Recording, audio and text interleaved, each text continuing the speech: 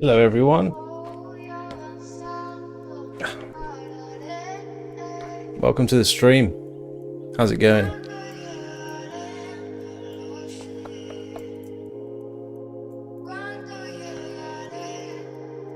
Starting a bit early today just to get this giveaway done.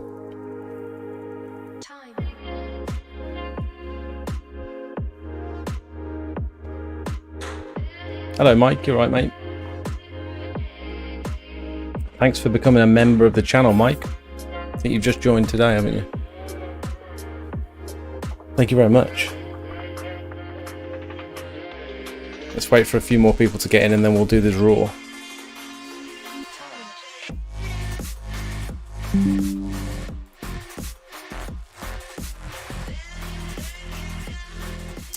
We've got a good one today. We've got Julia from Gutter Vacuum Systems joining us. I feel a bit nervous. She's made me all nervous. You know, that's what it is. She's been telling me all week how nervous she is about it, and now I'm getting a bit like butterflies. Hey Andy, you right mate? Too much value for a newbie not to join. Oh, that's nice, mate. Welcome to the club. Welcome to the cult.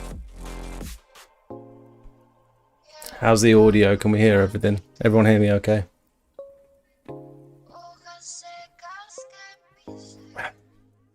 So we're going to be doing a giveaway to get us going.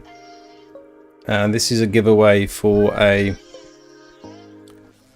CLX 22-foot carbon composite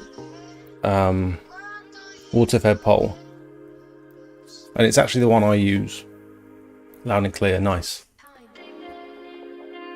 Yeah, things are going well, mate. It's been a productive day. I've actually been using that brush today.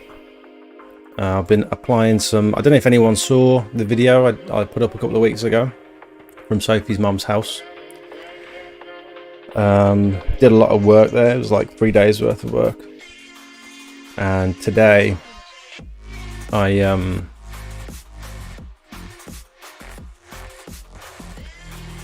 went back to put some biocide down because we had a bit of a break in the weather. The weather's been very on and off this last week. Here I am, look.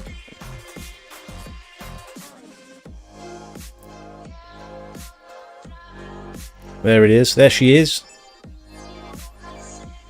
So I've got a sill brush on this one at the minute, and the only reason I was doing a sill brush to apply the biocide is because the bristles are quite stiff and spread out, and so the 50-degree fan jets, they can actually get through. The biocide can actually spray in like a nice even pattern, and because some of the thicker brushes sort of gets in the way of the chemical coming out the end. So this was just a section down the bottom of the garden.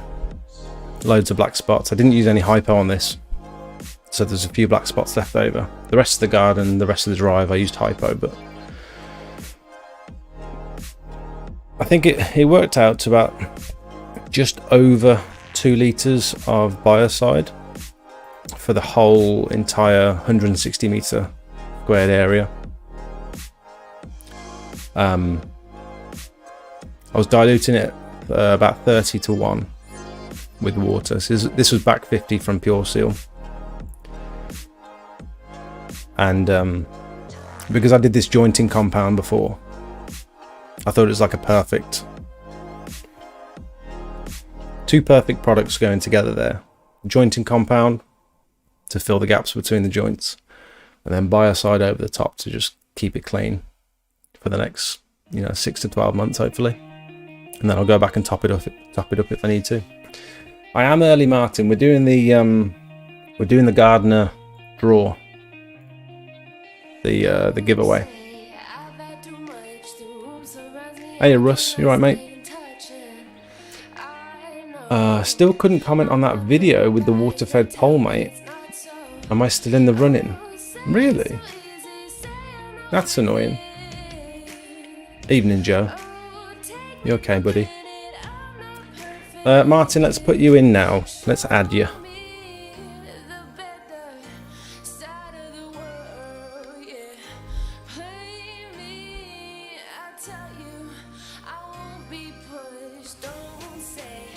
There we go. That should have worked. Let's reshuffle. So we had, like, I was expecting about 10 people to comment, but we actually had about 50. So this is the giveaway. And we had a total of 53 comments. Not all of them were entries. I specifically asked that you tell me how this can help your business. And so that's the giveaway. Give it a couple more minutes for people to join and then we'll spin it. Is it too late to enter? Kind of. Let's pop you in. Let's pop you in.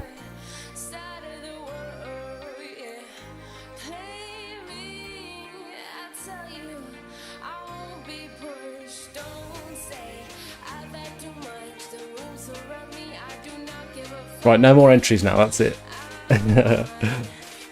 You watched the new video, very good info. Thank you, mate. That's really kind. That's a weird video. It was stuff that I've been thinking about putting together for a while, but it's a strange video to record, I think. That one took a lot of takes. It's hard to like talk for 7 minutes straight without putting all the cuts in. Some people have like a plan in their head of what they're going to say, and they can just reel it off in one take. But if you saw the outtakes of that video, God, I stumble on my words. I repeat myself every so often, so I'm constantly cutting segments out. It's very difficult to film. It's not easy to talk. Oh, by the way, my business cards came.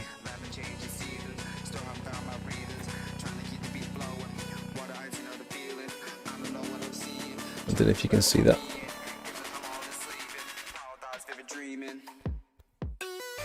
These ones, I haven't gone for anything on the back.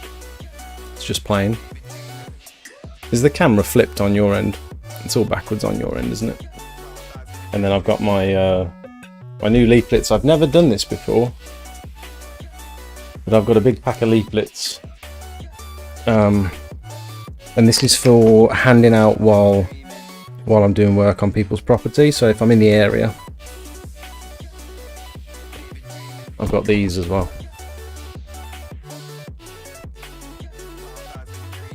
We're in your area, which I think is going to be decent. I've handed a few out today. Me and Maya did it together. Right then, should we draw it? I reckon we've got a few people here, haven't we? 23 of you.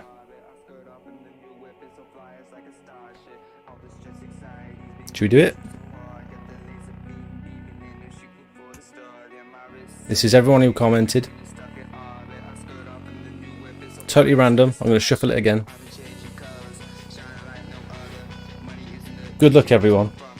I just want to say as well, Gardener poll systems are contributing 30% to the price of this CLX22 pole.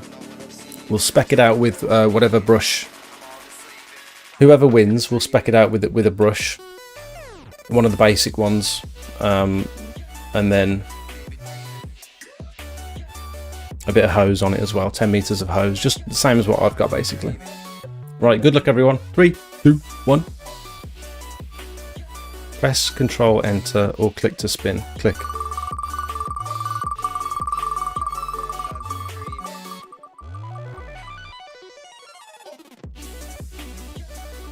Who's that?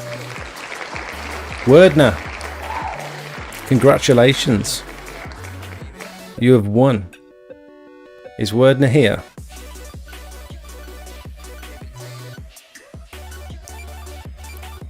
Andy, that's you. No way. That's awesome. Congrats, mate. That's awesome. Did you put a comment in here then? Do you mind if I read this out? Here we are. This will be a great addition to my new business. We use our current one for cleaning gutters, fascias, but another one to add to the collection would help us with our new window cleaning. Nice. Awesome. Congrats. I'm glad it's going to a good home. Well done, mate. If you send me some sort of DM on Facebook or WhatsApp or Instagram or whatever, and just if there's any way you can like prove that this is your account, I know it's awkward, but if you can prove that this is your account, because obviously username's different and stuff. And Squeaky Clean Dave had an issue where he did a giveaway and there was like 3 different people claiming it was their account that won, so I'm sure you understand. We'll get that ordered. Maybe not tonight. We'll I've got to let Gardner know that the giveaway's been drawn, and then we'll spec it out, mate. Get decent use out of that. Nice. Well, I'm glad it's gone to a good home. We'll do more of these. Obviously, it's quite a lot of money for me to just to do regularly. It's going to cost me like a good 140 odd quid. So I'd like to do more, and I'd like to see if like there's other suppliers that will help chip in and stuff.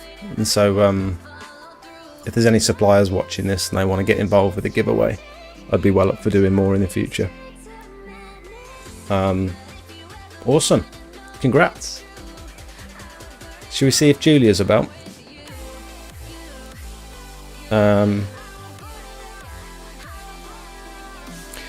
Just up front, if there's any tech issues tonight, I know last time we had Callum on, there was a bit of stuttering and a bit of lagging and some audio issues and stuff. It's not ideal doing this over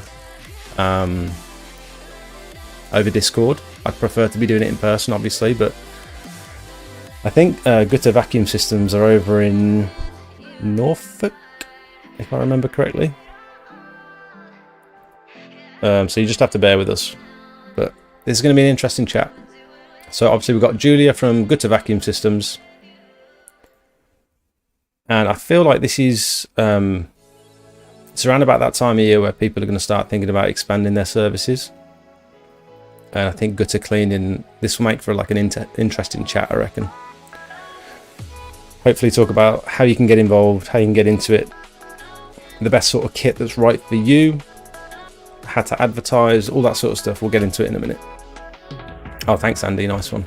Hey, Russ, you okay, mate? Nice to see everyone joining up nice and early. Hope you all enjoyed the video today. Nice. Right. Evening Corion. Welcome, mate. Is there anything that I need to do before we start? I don't think so. I think we can get straight into it.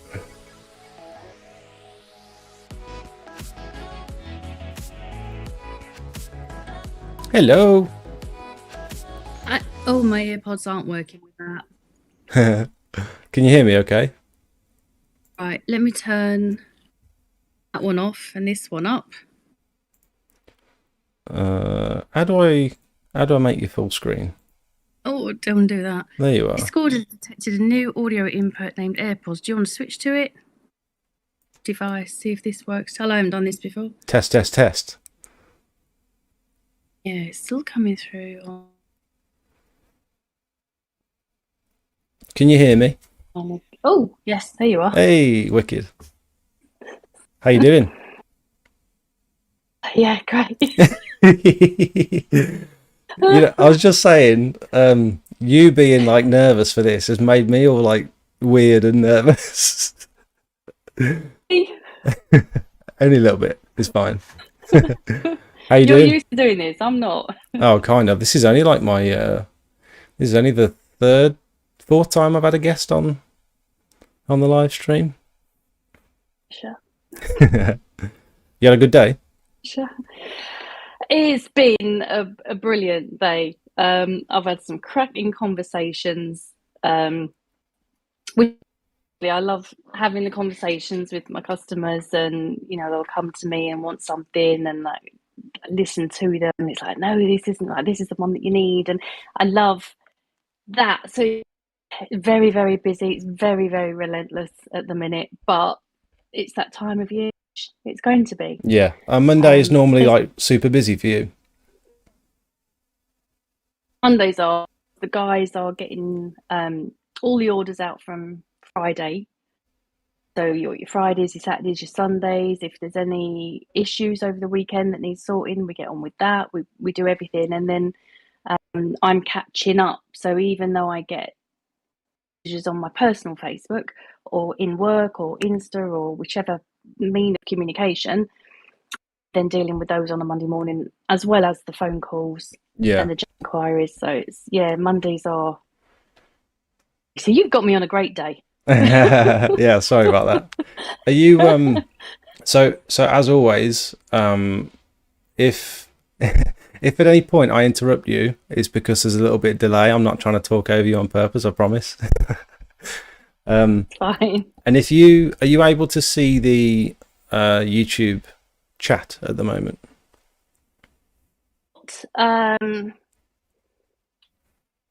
Window with YouTube on there, which is very surreal seeing me on at the same time. I like that. I can see Andy says I can hear you both, which is great. Wicked. Congratulations, Andy, on your win as well. Yeah. You won the poll. So Absolute, that's good. absolute brilliant bit of kit. Nice. So I if think you I've got that up. if you see any questions and stuff, I'm sure people are going to have quite a few questions, and if I don't catch them, or if there's something you spot that you want to divert to and start talking about that, feel free. Just let's go in any direction that you fancy. All right. I will try my best. So before you introduce yourself, I want to just talk about how the first conversation we had, because I don't think we'd spoke before this, but I basically rang you guys up after purchasing a different product that I weren't particularly happy with. And I had a very specific question.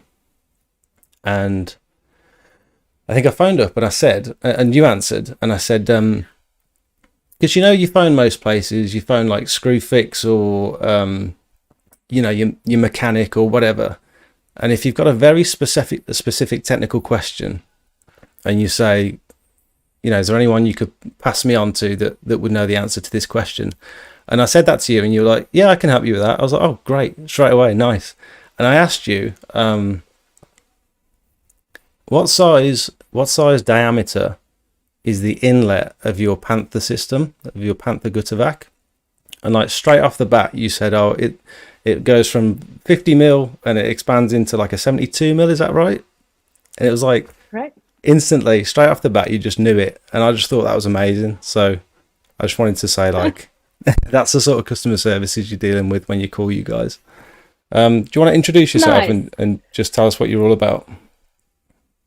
What are we about? So, a family-run business. It's Mark and myself. It's our business, and we have been together nearly 18 years.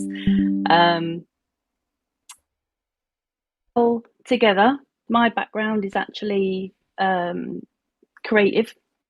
I used to work high streets in London, the big high street stores and Selfridges of London, doing what I used to do. Where Mark, when he started, he did pest control. He was a site manager on the underground. So a lot of those aspects, everything then all came together. We were talking about this the other day, and he was on a job think he'd said, you have to forgive me because it's such a long time ago. I don't think it was when he was on pest control, but it was when he was a site manager. And there were some guys that had come along with a system from elsewhere, and an old Ionics water-fed pole, which is in one of the images I've sent over to you, the great big yellow thing with big black clamps. Yeah. And that's how he first started in window cleaning. The window cleaning, he was doing the gutter clearing and the pressure washing. So is the real hands-on, he's been out and he's done commercials, he's done obviously domestics. I could do domestics. I've been out with him on jobs. He's done them by methods of scaffold tower. He's done cherry picker, even been on the cradles. He's walked the roofs. So there's all of that experience. Advice when you do phone. But that's really us. Back in 2009 is when Aquafed started, and Aquafed was our window cleaning business. It was our pure water window cleaning. That was 2009, and 2011 was when we started to sell equipment, or Mark pretty much did. It was his area. It was his baby. I was at home mum. I wanted my first 5 years of my boy, and that was it. I didn't want. That's where I wanted to be. How do you go from? And then, how do you go from being like a hands-on business? You say you're doing pure water stuff. Were you guys working together at that point in the same van? oh gosh, no. Oh, Would have lasted. yeah. No, he would go out and he would do the window cleaning. I'd hate him being up on a ladder. And he'd come home and tell me about his day and the sort of clears that he did. I remember one day he come home telling me about this 12-inch knife he'd got taken out the gutter. Wow. And he did his job. I did my job. As simple as. How does one go from doing something like that to then selling equipment? Mark always believed, and he's had various machines and various setups. He's used carbon, used alley, he's used a lot of the machines that were out there, and he always believed better, and there could be better. The service that he would have experienced with different companies is not obviously the service that we provide today. So all of that experience combines. So when we were Aquafed and traditional window cleaning and water-fed pole window cleaning, he put his own system in the van. From that, we then started selling, or Mark did. I wasn't really involved then at all because a pole is so a metal pole. I had no interest back then, in all honesty. No. So I would answer the phone still. If you get the odd phone calls that, Mark such and such has phoned and he wants a pole, and, I let him deal with it. But then Fed, when we started moving more into the sales, Aquafed, we kind of name because it was great for pure water window cleaning, but not when you're selling pressure washers or gutter backs or poles. So time went on. Then in 2017, we rebranded to GS. Then began. I got more involved, I would say, later, personally involving and supporting him more. I would say it was more towards 2019. So did it come from? Did it come from him using equipment and tools and thinking there's a better way to do this? I feel like there's a lot of people out there that are using products that are not necessarily totally fit for the work that we do. Do you think that's what it was? He wasn't quite satisfied with the stuff he was using. He wasn't. He could have, there's Ali out there that was heavy, really heavy, and he knew he could do better. There were poles that, carbon that would break. He knew he could make better, and ways of doing different tools and things like that. And even today, if somebody says, this would be really handy, is this something you can do? Happened with the claw nozzle somebody came to us and said, "Could you make claw?" Yes, we can, and so we'll make the claw nozzle. So, hi Yeah. again. Can you see her? I can. She's come to say goodnight. Good night. There's my camera. There it is. Sweet dreams. Do you want to say hi and bye to everyone? Say hi. No, you're not sure. All right. Give me a kiss. Love you. She's gonna go, Hello, everyone. she was gonna shout it, weren't you?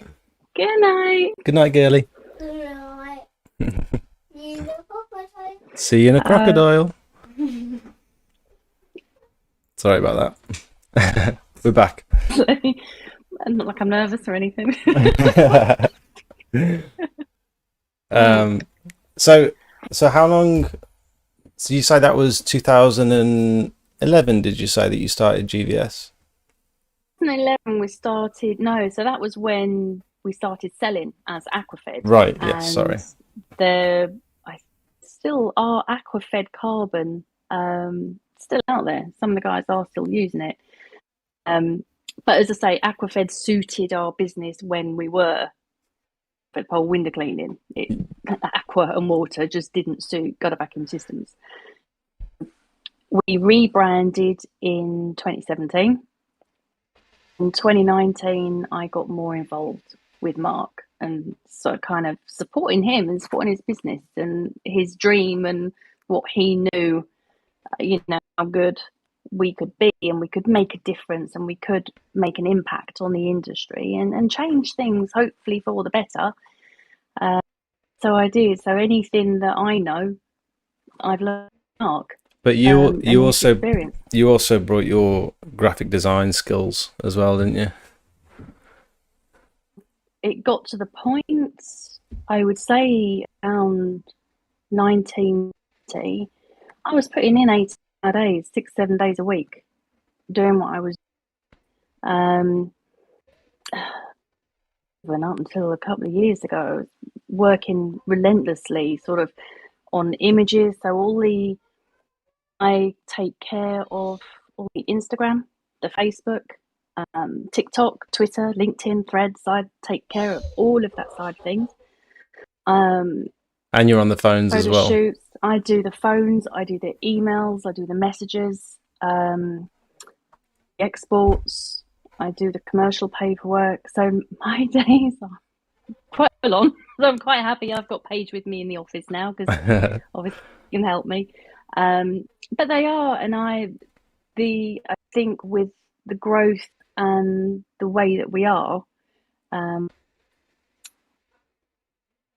with my customers a lot, and I care about customers a lot.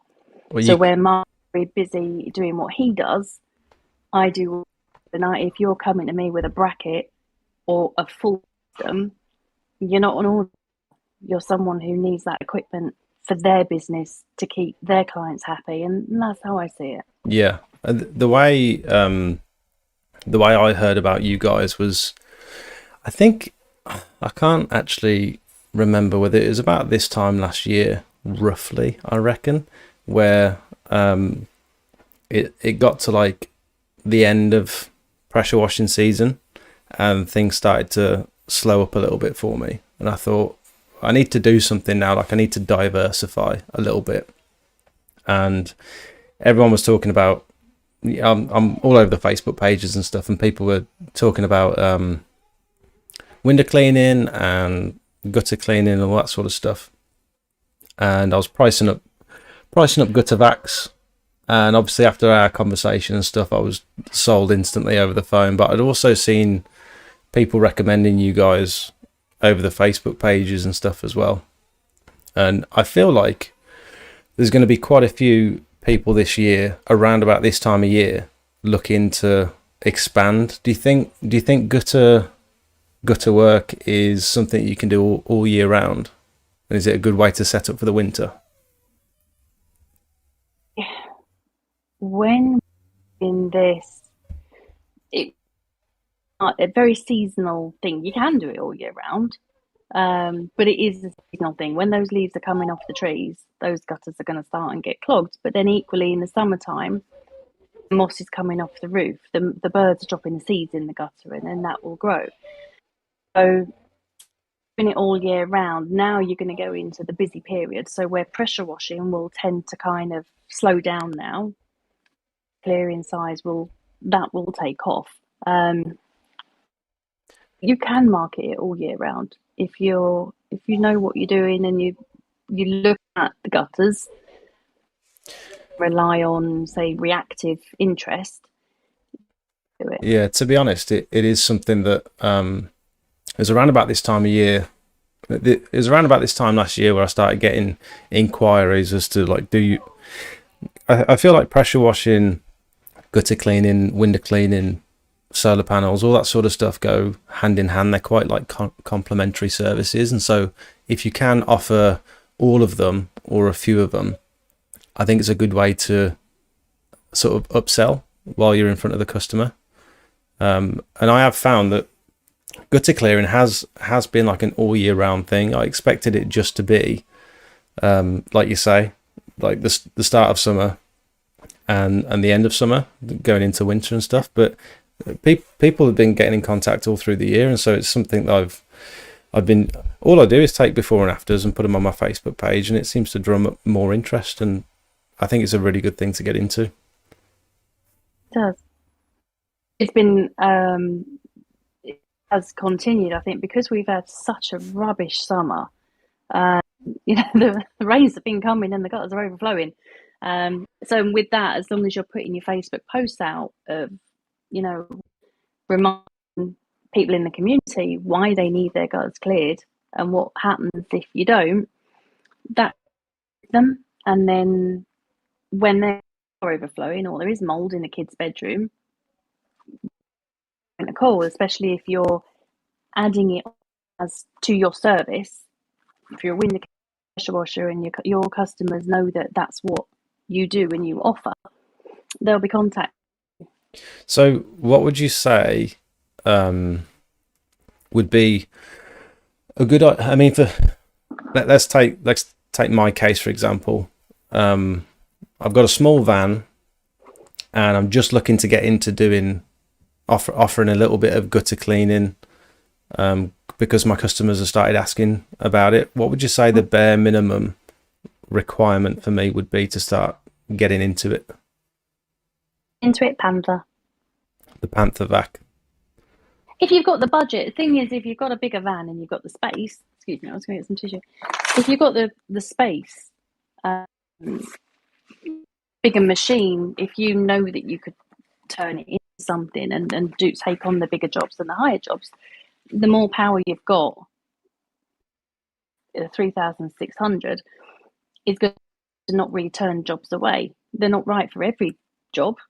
But for just starting out and on a budget, something like the Panther is ideal. You can start your budget small. That with 20 foot of alley, off the top of my head, is 595. So that you can add poles if you want to, or you can treat yourself to carbon later on if you want to, or add a bigger vac if you want to. But there's a good start out. That's what I was just about to ask you about the poles. So if someone was just that they were just thinking about dabbling, we've just given away that 22 foot gardener pole, and that surprised me how far you can actually reach with that. So for just standard residential work, you reckon about 20 foot is okay? Alley poles, 20 foot is ideal. But if you're wanting to get over conservatories, then where really you'd be looking at 28 foot on aluminium, 25 foot of carbon. Yeah. For domestics. Yeah, because conservatories can be a bit of an obstacle, as I've found. You can't. I don't know how some people do it with. They do like.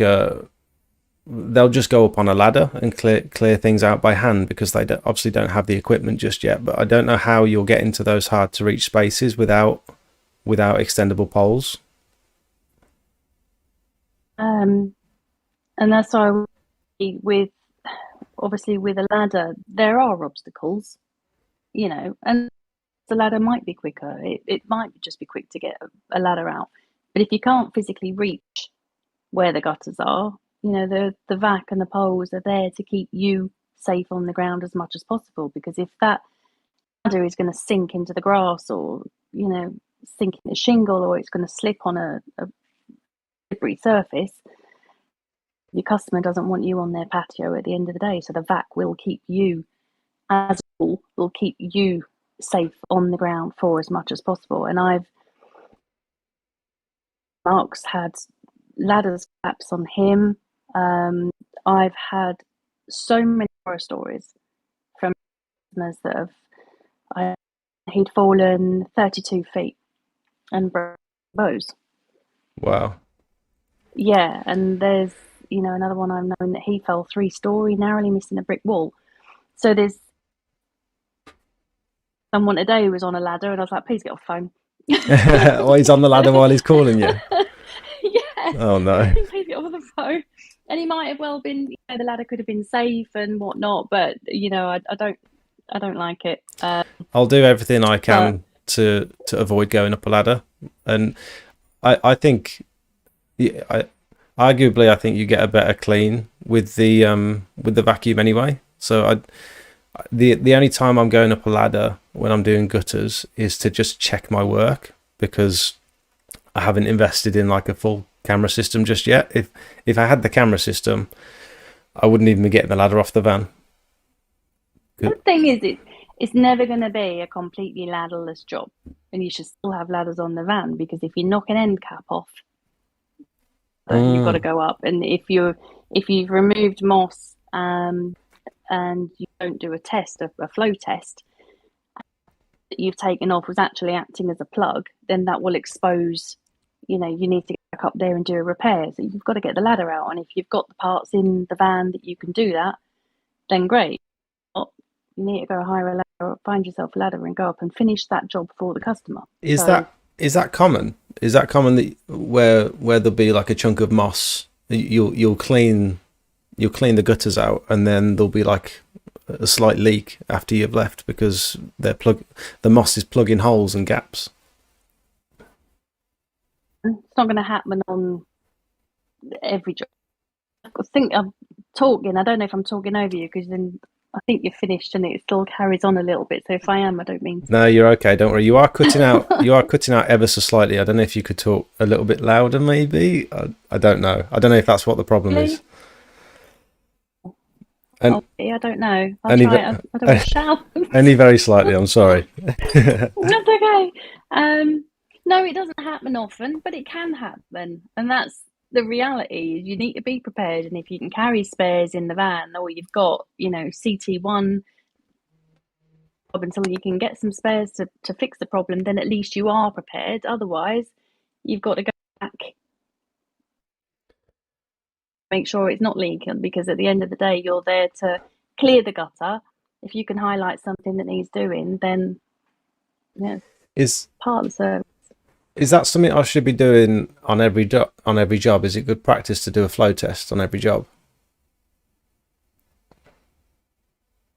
The thing is, you can do an airflow test anyway. And the airflow test, if it's an open-ended gutter, hold a piece of moss or a leaf at the bottom, and the vac take it up, because you'll have your nozzle in the top of the downpipe. You can do an airflow test on that, or put your ear to the gutter and you can hear the airflow flowing. But to check for any leaks, if you can and you're on the job, do. What's the best way to do a flow test? Would you just take like a bottle of water up with you, or a hose pipe, or? Up. Yeah. Trying to hose up. Because all you're doing is just showing your customer you haven't damaged anything, you're leaving, it's clear, it's clean, it's all working, it's fully functional. Depends if you've got time to do it, because the only other thing is, like, if your customer then phones back and says, well, this is leaking and you've caused this. Yeah. I haven't. I've only had one of those, and the reason they knew was because I vacuumed the gutter above like a bay window, and the bay window had this like LED flashing over the top of it. and it was dripping so loudly on top of this bay window, and it was right underneath where they sit in the living room, so it was really obvious. But that was something that I just managed to climb up there on the ladder and just squirt a bit of just gutter sealant. Is there like a good, a specific sealant to use? T1. T1. Good one. T1. Charlie Tango 1. CT1. Oh, okay. It comes different colours. You get it from Tool Station. Good one to use. Mark will know if there's any more, but that's the one that I would recommend. And so you're obviously good at graphic design and all that sort of stuff. What do you think the best way for someone who's just getting into it now? How would you go about advertising for gutter work? Gutter work. I would now. Oh, thank you very much. He's bought me a fizzy drink. Oh, You just want to sit and watch me burp on. was it? I know you're okay. I was wondering whether it was going to be a beer McFlurry. I've got the Pepsi as well. I'm off the beers now, so I'm having to just drink Pepsi and non-alcoholic beer. That's fine. Yeah. Although I don't, as much as I love cherry Pepsi, I don't want to sit here feeling gassy, so I have got my water. Oh, by the way, like we said yesterday, Like. if you need a break at any point, just let me know. I'll tow. Yeah.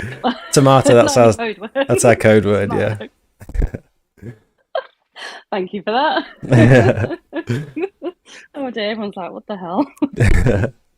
Do you think leafleting? Sorry. Do you think dropping leaflets, or do you think social media, or? You see, the times have changed very much. I remember dropping fed leaflets, and I remember being pregnant and doing those drops, and wasn't great on for every door that I knocked on and put the leaflets through. It wasn't great, and we were like Mark and I was talking because I remember like parish magazines, and in some areas parish magazines are good to get into. In Essex, or was it Hertfordshire, was it where we had them? I don't remember now. But Norfolk parish magazines work really well. Yeah. So they're a good thing to get into. Facebook now, I mean, when we were, Facebook wasn't a big thing. It was more MySpace back then. I feel like Facebook now. The demographic for the sort of people that want their gutters cleared out, they're generally people that have got a mortgage, they've bought their house, they're probably a little bit older than the general demographic for like Facebook.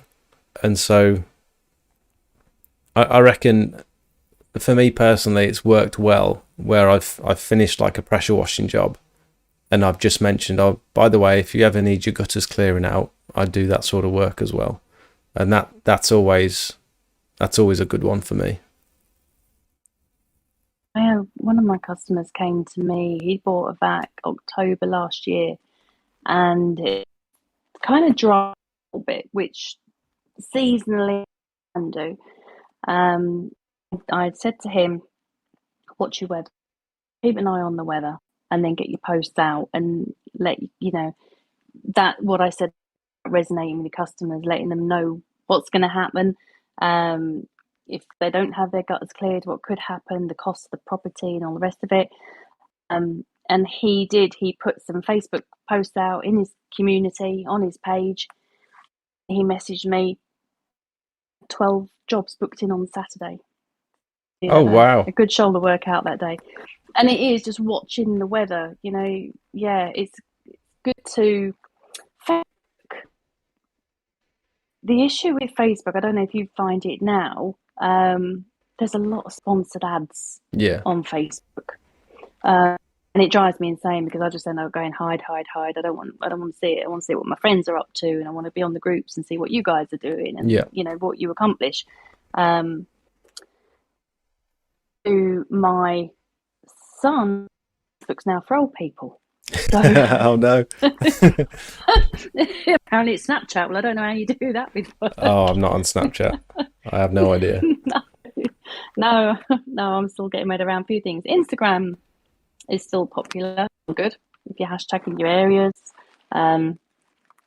But yeah, Yeah, that's quite important on Facebook. I've found if you're doing like sponsored or boosted posts, Facebook will like automatically choose your audience for you, and a lot of the time it'll choose people from like all across the UK, whereas you need to manually go in there, type in your area, and change the location and how far out you want to travel.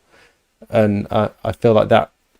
I've only ever boosted 2 posts, and to be honest, it did nothing for me. Wasn't that effective.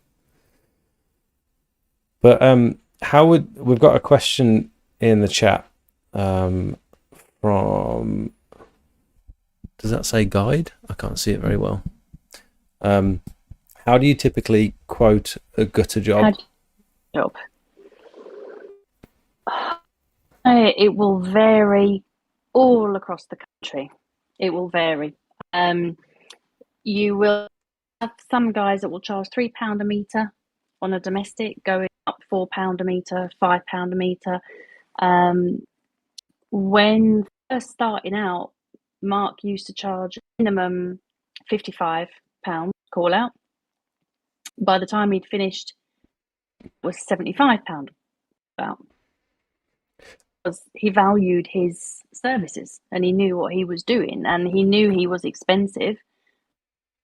One, he didn't want to be the busy fool. He knew what he was doing. That service, he was never not busy.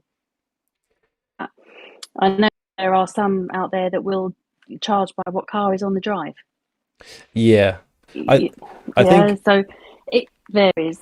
I think it is important. A lot of people ask me, what do I charge for especially pressure washing and stuff, but I think it also comes down to the level of service that you're offering and how experienced you are. If you're just starting out, I think it's a good idea to go in slightly cheaper than what the rest of the guys are doing, just because you don't necessarily have the experience to know what to do when things go wrong, and doing those extra little steps like you say about flow testing and getting up there and checking your work and all that sort of stuff. There's some people that aren't doing that, and if you're not doing that, you just need to sort of admit it and say, well, okay, that's why I'm a bit cheaper. But as you get more into it and as your equipment gets better and as you know your level of service is improving, I think it's at that point where you start charging a little bit more. So, and you'll different scenarios as well, because I know could never find it in himself to the little old ladies, the going. You would always have a little soft spot for the little old ladies, so they would always get a bit of a discount. But then equally, he would turn up to some jobs, and it should have been £130 job, and kicked him because of price errors, and you do when you're first starting out. If you were to quote by Google, if you were measuring that out in Google, for example, that property, but no idea what the state of those gutters are. Yeah. Until you're there. So, you can offer an inspection, then, charge that for a price, but then deduct that off of the gutter clear. Yeah, that can help. I've only done an inspection once because the customer didn't know whether they needed doing or not, and I thought, I haven't got like a flat rate for an inspection. I ended up charging £15 for the inspection, just to go out there, get my ladders up and have a quick peek. But like you say, that just comes off the cost of the total price. They did need doing in the end, so it was fine. But it's your fuel getting over there, it's your time. Yeah. And it was only up the road, but it's still 40 minutes out of my day to get there, set the ladders up, put them back on the van, all that sort of stuff. Did you was he quoting remotely for the most part, or was he? I feel like because you're not spending too much time at the customer's property when you're doing gutter work, and in my experience, there's not a huge amount that can go wrong. I've started leaning towards quoting remotely just because it's something I can generally see from Google Earth and Google Street View and stuff. And if there's any weird areas, I'll ask the customer to take a picture for me if they're able to. But Yeah. how did he get on with that? What was he doing? Oh gosh, do you know what? A good question, and I don't really know. So, Do you think he might have been? in all honesty, Is it? I've learned from mistakes. Yeah. If you've mapped out that property in Google Earth and you've got the charge for that job, but then got there and that's got gutter hedgehogs in there, the customer might not necessarily know it's got gutter hedgehogs in there, and then that's got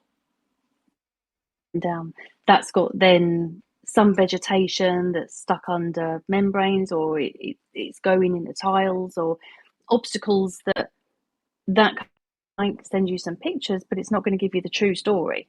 Can we talk about gutter hedgehogs for a minute? What do you think of those? No. No.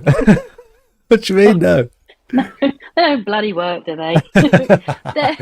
They are really good for in small birds getting into the lofts, into the under the tiles and into the attic. So they're good for that. But as a prevention, no. They're not great. What's it doing to the growth and the moss and stuff that's in there? And why is it more difficult? I mean, in my experience, it's more difficult to clean, but what do you reckon? Well, you've got the seeds are still going to get trapped in there. They're still going to grow. So then, once that's all blocked up, you take that out and convince that customer they're not going back in. You will get the customer that wants them back in because they believe that they were right in making that purchase, and they're going to go, they're going to prevent future blockages, but they're not. They add to it, as Conrad just said. They do add to the problem. Not allowing, the gutter is there to allow rainwater to fall in and flow away from the property. So when the moss is off and that sits on there, it's not working. It doesn't function. It's horrible. And how much extra time would you say on average that's going to take for you to clear a gutter that's got those hedgehogs in? Cable tied in. You got to go take that out and get rid of it. I didn't think about. I've only had ones that you can actually remove by hand. I didn't think about cable tied in. Some of them are tied in. You can try and remove them if they're not tied in. You can get a claw nozzle and try and lift them out with a claw in the back. No, I hate them. I see on the group the devil's tinsel. It's like, yes, that's exactly what that is. I'll tell you what they are good for as well. Through the inside of the carbon poles or the alley poles. Ooh, that's a good idea to clean them out. Brush, yeah. Use it as a brush. But they're so if you have got them and you can convince your customer to get rid of them and have annual clears depending on the around where they live, then that is better for them than the blocking them up with gutter hedgehogs. I've only done, I think, maybe 2 jobs with hedgehogs in, and from what I can see, there's no good way of actually cleaning them once you've got them out. Have you got any tips? No. Because they make a right mess. No. You get them out onto the grass and you bash them around a bit, and then you got moss all over your grass, and you can't vacuum them. And I suppose the only thing you can do is pressure wash them, but then they're gonna fling halfway down the road. You're gonna splat crap everywhere. So just bag it up, bin it, take it away. Yeah. The gutter hedgehogs are the problem. I don't have a scientific method. If it's a terrace and I have to set down and set up again around the back, I charge more. Yeah, that is a big thing, especially when it comes to access. If you have to break everything down and then move through the house and then set it all back up again, that does add quite a bit of time onto the job.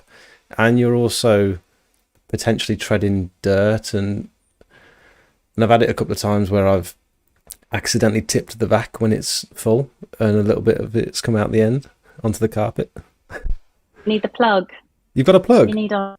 We have for the 72 inlets. We certainly have.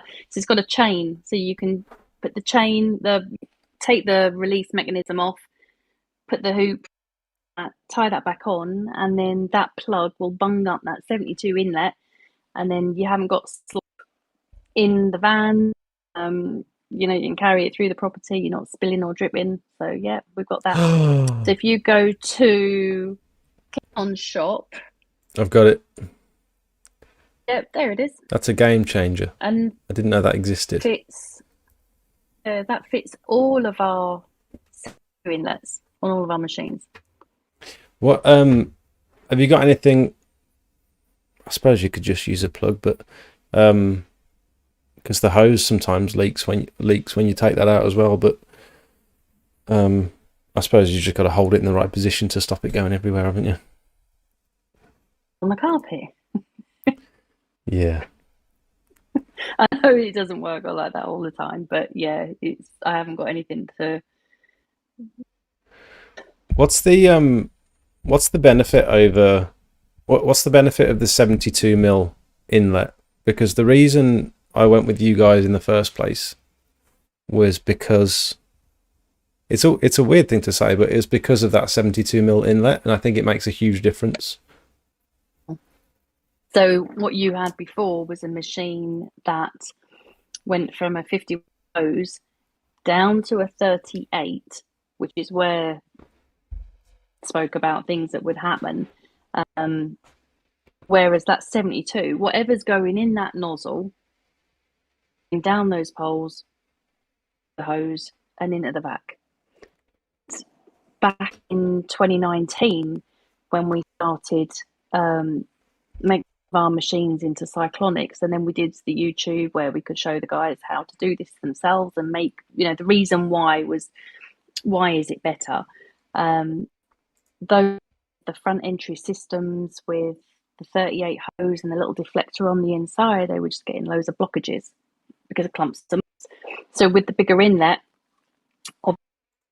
straight into that cyclonic airflow, everything's going in, and you've just got less blockages, which is less time faffing about when you're at someone's property. So were you talking about better way? You just said about showing people how to do it themselves. I noticed you do a like an adapter plate that you can put onto. I'm assuming if you've already got a machine and you want to upgrade it, you've got like an inlet. Yeah, we have. So what we started to do in 2019, Mark did a video on our YouTube with a plasma cutter, an angle grinder. Sorry, not plasma cutter. He was doing it with an angle grinder. And in my eyes, everybody has got an angle grinder, and not everybody wants to use power tools. So I did the video with tin snips. Cut my finger in the process, but you know, I didn't wear gloves. I just got on with it with a stainless steel drum and did what I did. And I showed the benefits from that with the head on one drum that was as a front entry, then lifted the head, put that onto the other drum, which was the cyclonic, and increased that airflow performance. And that went, it was very regular. So then guys coming to us, can I do this with my machine? And I would have a look, because some facts you can't do it, and some the rate, and it can cause you problems, or surrounds don't allow you to do it. So we went with that, and then we kind of moved away from the black plastic, because if those threads weren't maintained and kept clean time you attach and detach the hose, then the grip would wear down the threads. So we then moved away from that to these inlets, which made things even easier, because you just pull the lever up, put the coupling in, and it's done. Nice and easy. It's very easy. I remember when I first started, it was a very weird way of getting a job, but I started out with just like I think I bought a Screwfix Titan wet and dry vacuum just for sucking up all the sludge after like a pressure washing job if I got into some trouble with drainage and stuff, which is very common. And I tried to adapt that that wet and dry vacuum to use with gutters, and I was doing my niece's granddad's gutters with this wet and dry vac, and it was difficult. It wasn't suited for the job that I was doing. And then he managed to get me involved with a big school. And so for the first few times I visited this school, I was using a Titan screw fix vacuum with some weird hose cuff that I'd literally got a hot glue gun on and glued it to the inlet because nothing fit, because it was designed for that specific hose. Glue gunned it on, and I wrapped like gaffer tape around it to try and keep it on. And then I got this generic like 51mm pond hose, which now that I've got a proper one from you guys, I realised how heavy that pond hose was that I was carrying around with me, and it would keep tearing and breaking and ripping off. And I was vacuuming at this school with this mashup of gear that just didn't work. And after the first day, that was when I put my order in with you guys, because I was like, I can't do this anymore. I've got this big contract that I need to fulfill, and I need some proper equipment. And yeah, it was at that point that I placed my order. And then just the convenience of having that little inlet that you just lift up and you pop the hose in, and then everything's made for the right size for the, like, it's, looking back at it now, I wouldn't have even bought. I was just trying to save money because I'm tight. I've always been tight, and it was just pointless. You might as well just go for the kit that's designed for the job in the first place. It is. Some things can work temporarily, but long term, or as an investment for your business, and wanting more efficiency so that you, as I said before, you're not faffing around on jobs and things are going wrong, and you just want to be able to get on and either get on to the next job or go home. I think our experience that we have today, because we've been there, we've had to unblock, we've had this go wrong and that go wrong, and that's why we do what we do, how we do it, for you guys, because it makes it easy. I've just seen companies got a vac with 44 poles. Will your attachments fit these poles? We have range, so that would be under our silicone necks and nozzles. Our poles won't be compatible because there are different tapers, different strengths, different makeup in the carbon. So poles I would never recommend using with different poles, but the attachments, your 44s, our 44, they'll be under our silicone necks and nozzles. They'll be in that range. And if there's any of our nozzles that are only available in 51 that you want in 44s, we can do that. And there's another question. Sorry, yeah. Sorry, going from like did you say a 44 to a 51? Question. Conrad has asked. He's got 44 poles. Wants to know if our attachments would fit. Yeah. So, what would be do you guys sell the 44 mil poles as well as the 51s? A 44 diameter poles for those who want our kit. With, if they've got 4 poles from elsewhere, and they want to replace those with 44 poles, which we've used on our videos, then our poles can obviously be replacing other poles. In terms of with any of our cyclonics, no, they're all 51 with our cyclonics. We've got the 44 poles that we use for internals. Internal is dust extraction. And those that have got our front entry machines, like the front entry Panther that we had, those are with the 44 poles. But the benefits are with the 51s all day long. And we wouldn't even sell our own 40 with our cyclonic. Okay. I was going to ask, like, One. would there be a difference in potential, like, airflow and pressure? Could you, the question I'm thinking about, I don't know whether this is relevant or not, but could you potentially go higher with 44 mil poles with like a lower powered machine compared to if you were to then put 51 mil poles on? Would there be a difference in potentially how high you can go? Or is that a silly question? That's definitely a Mark one. I'm just wondering, like, clearly you're not going to be able to suck up as bigger chunks of stuff, but would you have more power on the other end of it having skinnier poles all the way to the top? No, you're going to have. So if you had, for example, 4 diameter poles with, have we got that you could use that with? So, for example, the guys who've got our machines and they can't afford as yet to go with, say, our clamp carbon, will stay with the 44 poles that they've currently got, and then they will look to upgrade. And I do say to them, yeah, with the 51s all day long, and that's practicalities. In terms of measuring the suction performance of the machine, that machine is still that power, whatever it is. That's that wattage and that airflow. So that machine is still what it is. The part, I don't know. It's like a loss of suction question, I suppose. And I don't. you're better off going bigger. Yeah. And if you can't afford, I mean, I think for me it wasn't even whether I could afford the carbon poles or not.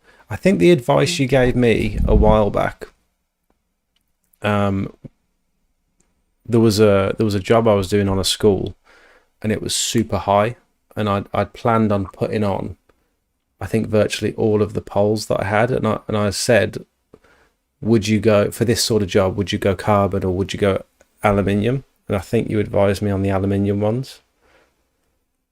And is that because of what would be the benefit of having, like, what are the use cases for Ali over carbon? Ali are, if you're first starting out and you haven't got the budget for carbon, heavy-handed than the Ali. You've got staff that are not going to look after the kit as you would. If you're buying it for you're going to look after the carbon. But when you've got staff on the tools, the Ali are for heavy-handed. They're cheaper to replace. They're £44.50 a pole with a clamp. Whereas the carbon fits are 79 each, and the clamp carbon 105. So, got a member of staff and they've left a pole on site.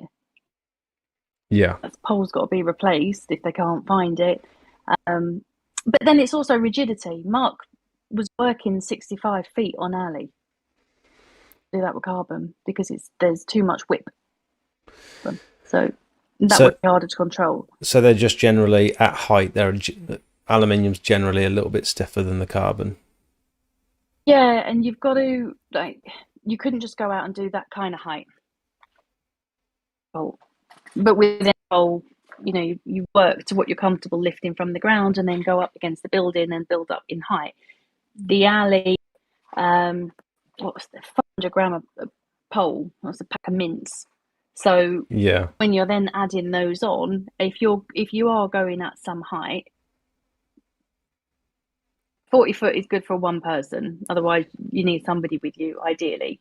But if you're going at Ali, are more rigid. But yeah, the use cases are real tough jobs that you need to be a bit more aggressive on. The Ali's good. If you're going over conservatories, that kind of pull on your body, then those angles, the carbon is going to be a nicer, lighter pole to use. Yeah, so if you can afford it, and it's generally for like residential stuff, you'd lean towards the carbon. Yeah, I remember doing that particular school, and I got it up to, I think I built it up to around about 40 foot, and it was a windy day, and it was so difficult, and I ended up giving up about halfway through and just saying we're gonna have to come back on another day for this particular part of the building because it was just far too windy. I mean, sorry, just see, guys, then we just do gutter work. We clean poles, hoses, and vacs at the end of each day. Is this excessive? No. Usually takes us around 30 minutes each day. As an example, we did 8 jobs today, so the kit gets pretty dirty. It's good practice when you've, especially now we're into the wet season, and that slurry's going to the insides of the poles and the hose. It's good practice rather than wait till the end of the day. If you're on a job, it's a quick bucket or bowl of water, vacuum that through to remove the residue in the poles and the hose, and that helps your setup on the next job. So not excessive at all. It's good practice to get into, because if you don't maintain it and you don't clean it, then your next setup, you've got grit between the poles, heavy pole to carry around. So it's good practice to do it regularly. And when I called you in desperation the other day because I had some sort of blockage, and I thought there was something wrong with my machine, but it was, you just said, no, turn the hose round and suck it through backwards. I was like, oh, okay, yeah, that's done it straight away. Nice, thanks. I feel stupid now, but thank you. Sorry. But you also said that while you've got that blue foam filter on for doing all the wet work and stuff, if you then don't clean that out after the job and you leave that to dry and then you fire it up again on a dry day, you're going to suck all that dust through into the filter, aren't you? On here on my desk, but this one, I don't think it highlights. I don't know, but it's only a sponge. Yeah, with that sponge, that's there to protect that float valve and any solids coming in hitting that float valve. If you leave that in the van and you haven't got a job for another week, for example, or a few days, and that's brown and covered in sludge, that's going to dry, turn into dust. And when you do, you turn that back on, there's one place that dust is going, and that's through sponge, and that's going to go up into the motor, and that will cause problems. And so what's the best way to clean that filter?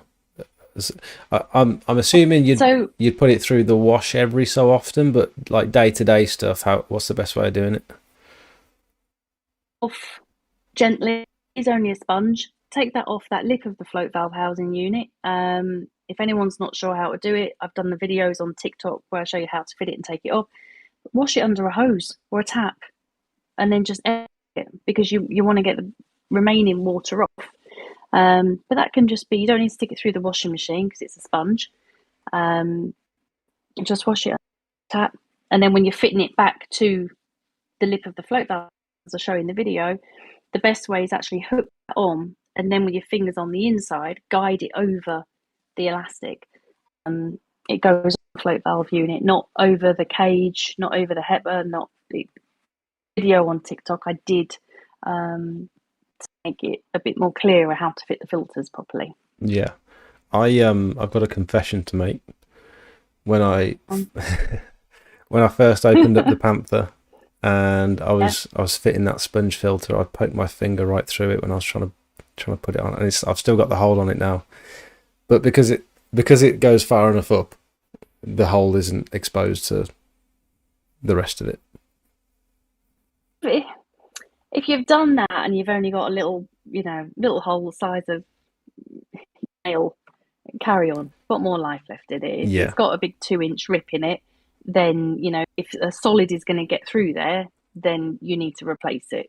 But could you address Steve Heaton's question just there, because that was a question I was just about to ask as well about the large white filter. Okay, so if you have been. So if you're doing it over the large white filter, you mean the HEPA cartridge filter? I haven't got anything in here with me at the moment. Right, so okay, yeah. So your HEPA filter there to stop dry, dusty particles going into the vac, into the motors. So with the gutters being wet, to use that HEPA filter, you will restrict the airflow. Undo that wing nut, the filter off, and put that somewhere safe. It's off, and that float valve, if I can, I don't know how to go and... Do you want me to pull up a picture or something? I can get the link to the TikTok video and pop it on here, but I know if I go and do something, I'm absolutely useless with technology, and I will end up shutting one page down. I'll have a look. I'll have a meltdown, but it's on our TikTok video. Take the HEPA off and fit that filter to the float valves in, so that it covers. It would actually be like that, but it completely covers the float valve, and then you can put the cage on the outside, but you certainly don't need the filter on with that. One's wet, one's dry. Do you remember what the video was called by any chance? Roughly how long ago did you upload? Oh, how to video, how to fit your Panther. Here we go, I got it. This is your ways. Oh, So in there, it's about the blue filter, the HEPA filter, and the filter as well. is it this one? Filter for the 10. That's how to fit that filter. There's another one on there, but that's exactly how this filter should be fit. So it's at that point that I poked my finger through it, because I was being very clumsy, and I was just... So I've licked it here. I was excited to get going. Sorry. Because it is a sponge. So your fingers go on the inside and guide that lip, then that will fit there snugly. But it definitely over the HEPA filter. Or the... I'm trying to find the other one, sorry. Something's going wrong with my TikTok. It's not loading. Did you say you sent me a link? Because you... Oh, I didn't. Oh no, that's okay. I thought your voice cut out halfway through when you were saying something. I thought you might have sent me a link. Every time I scroll down, it says page not available. We'll have to look at that in a bit. Put link in later. Yeah, I will do. I'll put it in there. Yeah, perfect. Will do. Do you do and so solid bends for the 51 alley, like the carbon bend for the carbon poles? We did, but it just wasn't quite right. It was a slightly different diameter to one of the carbon, and we did, but what we had, it just wasn't working. So it was just, there was a and Mark said, no, we're going to remove.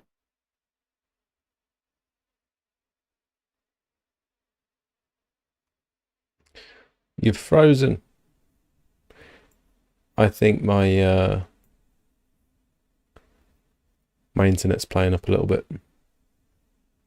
Can you hear me, Julia? Mm-hmm. There you are. What I'm going to do... No, I'm not. It doesn't matter. Sorry, I've got you back now.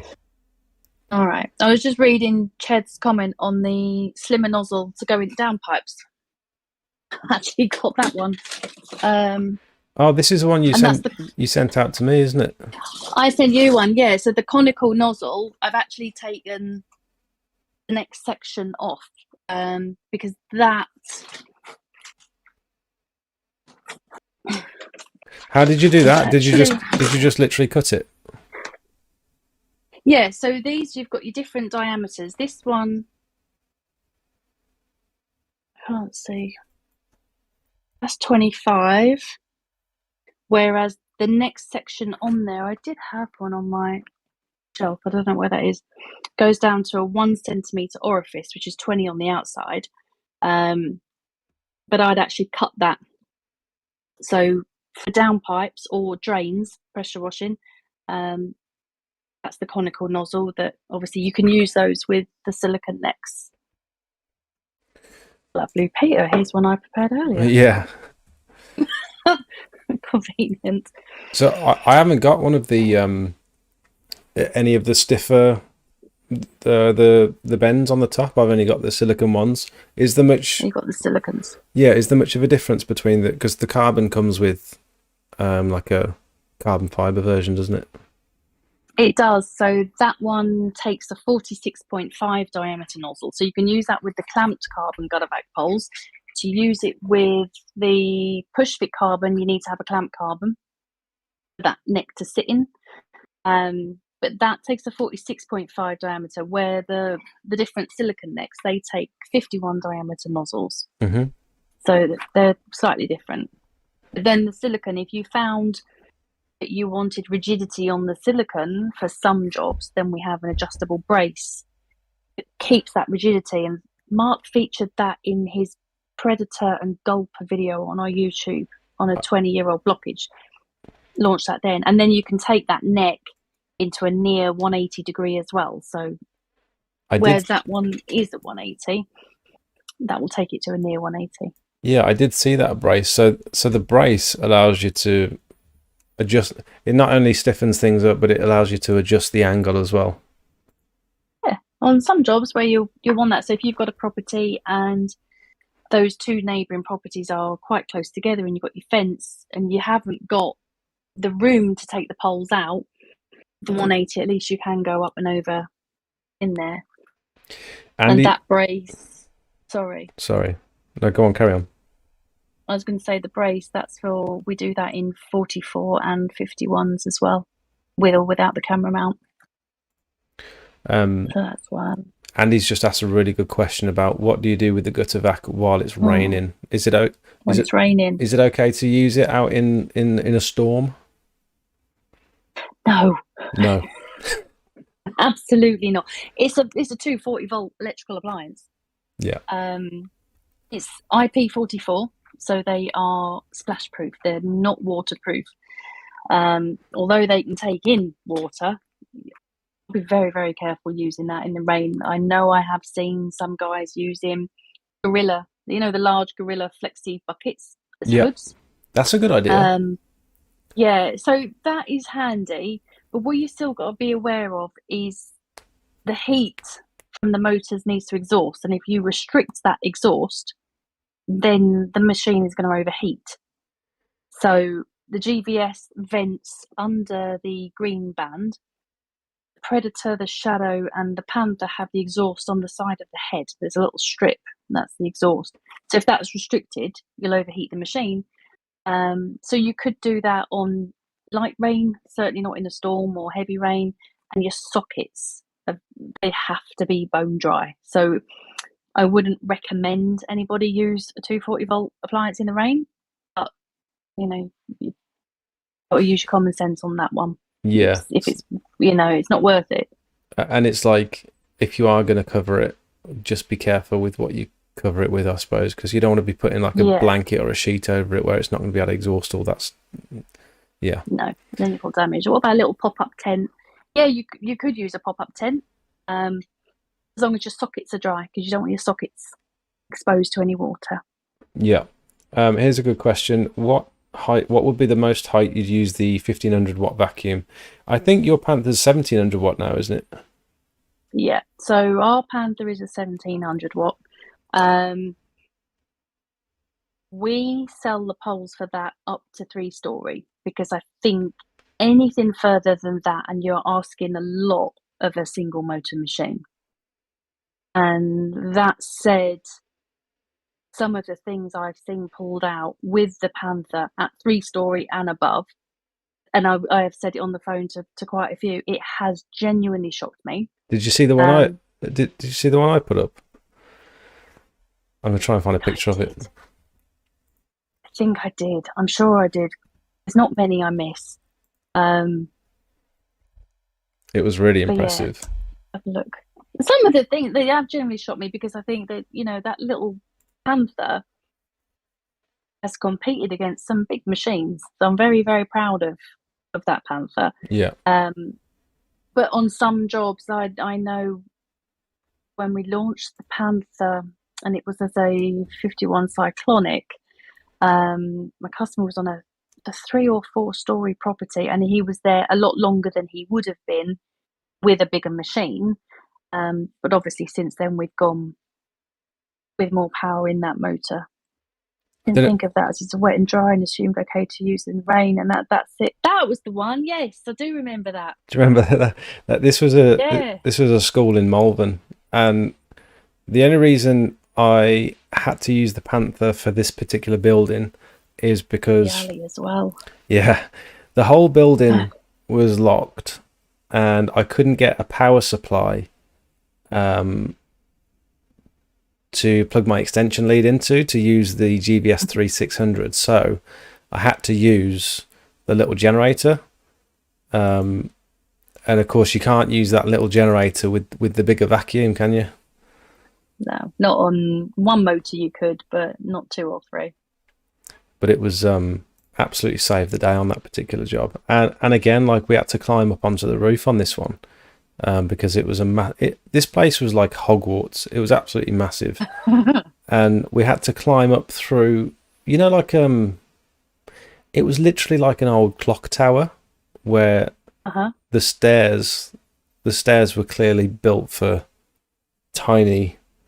It was as if there was like little hobbits or children going up and having to get onto the roof to do repairs and stuff. But yeah, we had to weave in and out of all these little staircases and stuff, and it was perfect for the Panther. It was so good. Love the word perfect for the Panther. It really is. Yeah. and that's the that was a 3600 we got for the same contract, but I'm so glad we brought the Panther along with us because it saved us on so many of the buildings. Yeah, it's a cracking little machine. I am very, very proud of that machine. Very proud. That's my baby. And Mark would have always said, no, big Gunnervacs, they're the ones with the power. They're the ones that you want for the job. But I love that machine. Yeah, it's worth it. Yeah, that first picture you did is epic. Yeah, it's cool, isn't it? And this, I don't know if you can see. I don't know how far behind the stream is for you, but we did a couple of jobs where we had to get the claw out as well, and I'll just see if I can get a picture of the claw, because that as well was such a saving grace. It's hard to know when you're looking at products online as to what's actually going to benefit you, and when it comes to, like, especially when you're first starting out, when money's tight and you want to make some purchases that are going to go the furthest, they're going to get you out of most situations.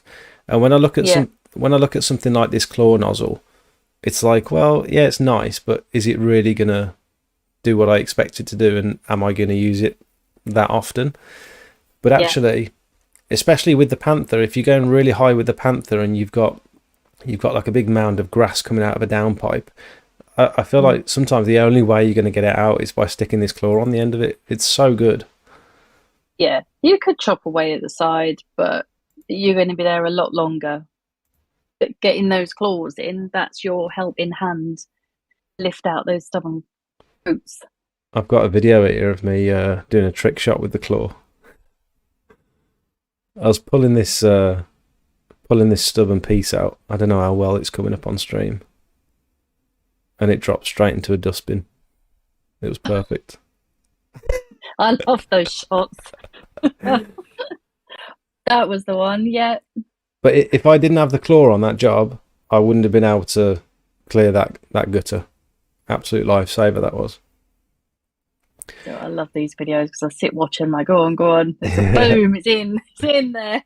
And I also feel like that that particular job there could have been improved if I did have like a stiffer neck on there, because that silicone neck does flex when you're trying to be a bit aggressive with it.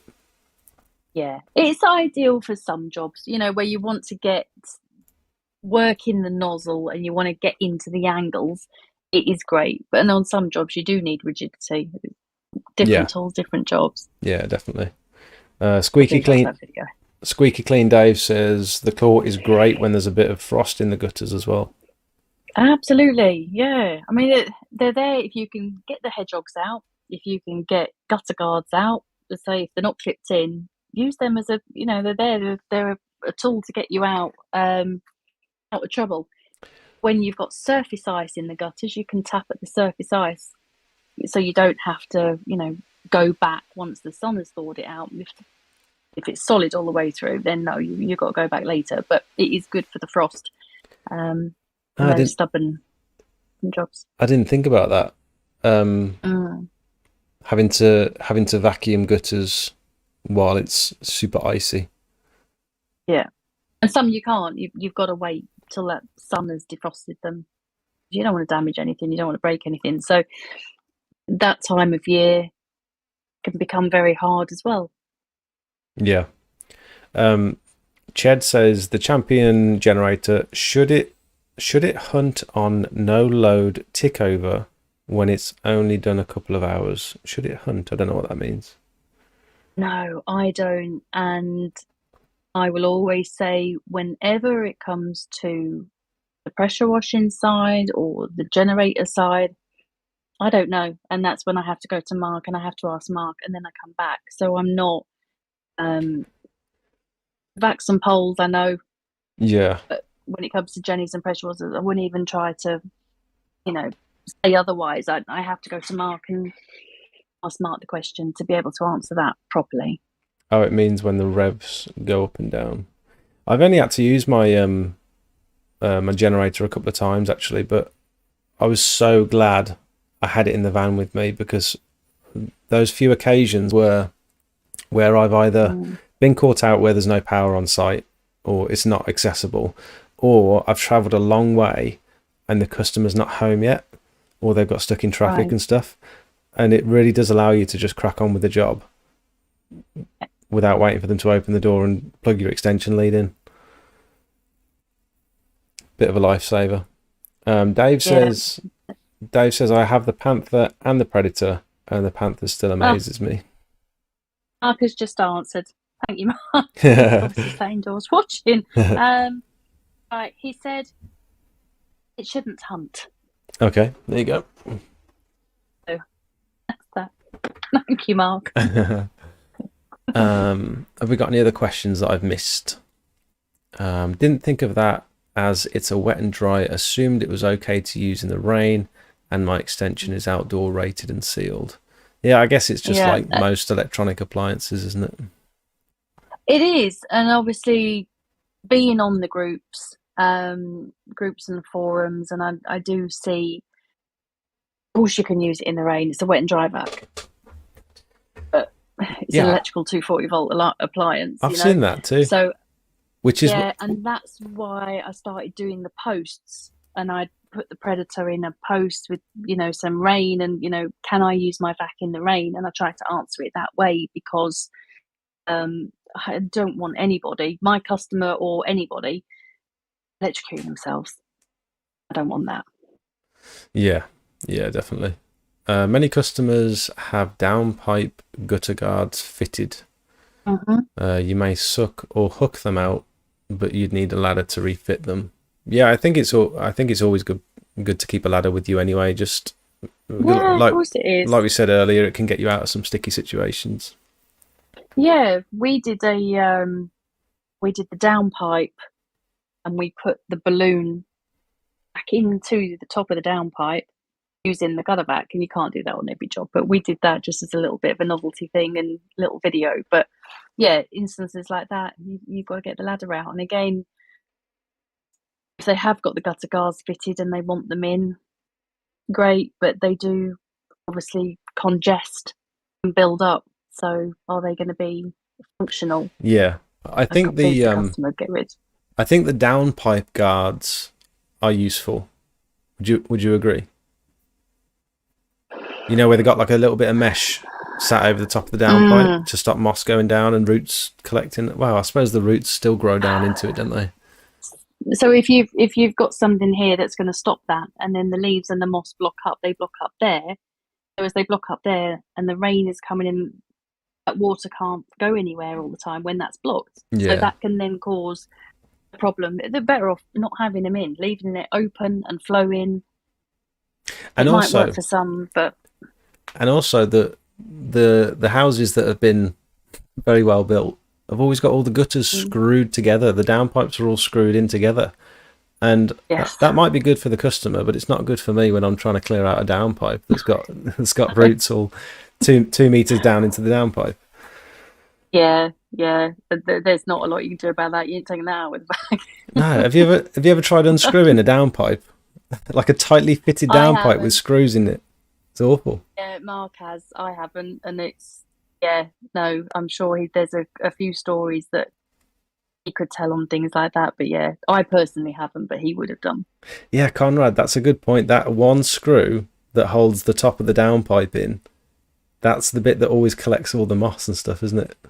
Yeah, it's lazy. And that's always the bit where my 51mm nozzle doesn't get past. The screw blocks it. No, it won't. Yeah, so annoying. All good fun. So if someone's looking to take it to the next step, just like I did, to be fair, when I got the Panther, it was absolutely perfect for all the residential jobs that I was doing. And then we got a big school contract. I had another chap working with me, Callum. He's been on. Is this a podcast? I'd say this is like a live podcast now. He's been on the podcast before. And I thought, well, there's no point in us both going and just trying to use one vacuum. I might as well get another vacuum. And because it's such a big, the buildings are so tall and there's a lot of area to cover, and the Panther's got a decent sized drum, but with the amount of stuff that I'm going to be getting out of all these gutters, I might as well go for a bigger machine. So I upgraded, and I've now got 2 machines. At what point do you think it's sensible for someone to, because I don't actually know much about your full range. I know the Panther, and I know the GVS 3600, because those are the 2 that I've got. I don't know much about the others. So when would you recommend someone upgrades, and why would you advise one machine over another?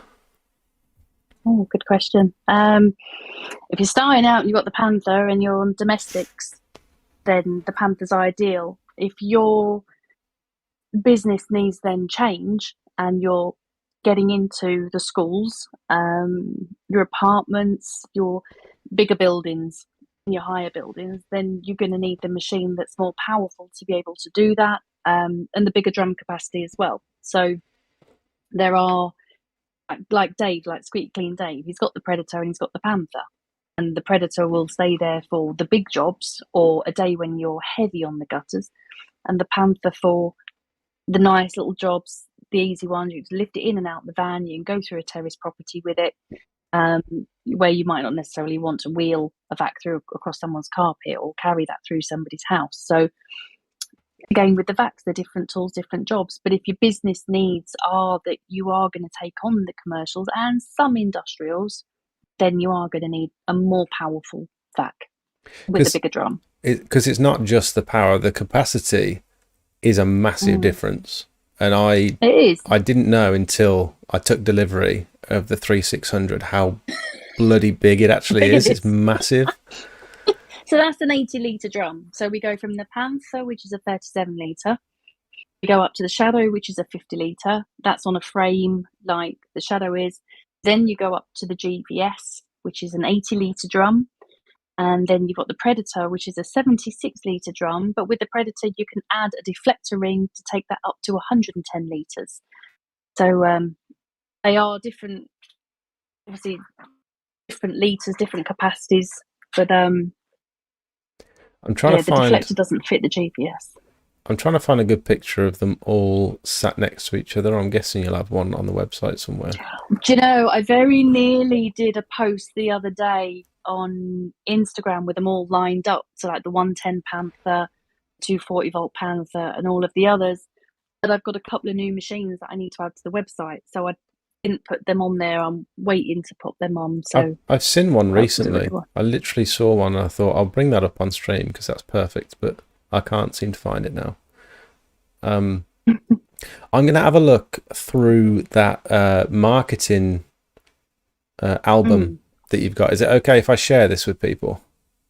Yeah, of course it is. So what I did is on our website, I wrote a marketing page written not from our perspective, but from your perspective. So if you are new to gutter clearing and you don't quite know what to say, I've written that from your perspective for you to tell your customers whether you want to use it on your Facebook, your Insta, or a leaflet. I've written that for you to use to tweak. You know, my English isn't great all the time, so you can tweak it. And then there's a link in there to our Facebook page, and in the photos there is the marketing album, and that's just some old images that from when we were on the gutters. We don't need them anymore. There's some stock photos, so that just a little help in hand, and here's something to help you get started until you've got images or you want to reword it. So it's you're just a little bit of something from us. So you're happy for people to use any of the photos for their marketing that are in this album? Yeah. That's amazing. Absolutely. That's really, That's what they're there for. Really helpful. So if anyone wants the link to that, all you have to do is go on the Gutter Vacuum Systems website, click the tabs on the side, go down to marketing, and then about halfway down the page, there's a marketing album on Facebook link, and you are free to use any of these images for your. Would you say social media, or can they use it on their leaflets and stuff as well? They're going to be low res because obviously they're put onto Facebook. So they're ideal for that. Actually, just looking at that, I was looking at some old images today of pressure washing jobs, some window cleans, some of the old stuff with Mark. That the front entry machine, obviously it's not what we do anymore, but it helps somebody. It's there to help. Yeah, I think the customers aren't obviously necessarily worried about the equipment that you're using, but if you've got stuff like this that you can show, it shows that you know what you're doing. And the fact that someone has sought out this live stream, or they've sought out information on your website and then found this link, it means they're invested. And then you're not just handing these pictures out to any old person. It's someone that's actually invested in the work. And so even if they haven't got a portfolio themselves, I think it's so useful to just have a couple of these images either on your leaflets or on your Facebook page or your website or whatever. I'll have to dig out some of the old window cleaning and pressure washing ones as well and put them on there, because they're no use to us anymore, but they will help somebody, and I'm sure Mark won't mind me sharing images of him back in the day. Is this Mark here standing on the carbon poles? Is that on? I can't at the moment. We're still going through UPVCs. Should catch up in a minute. That with the carbon, that's our old aqua pole.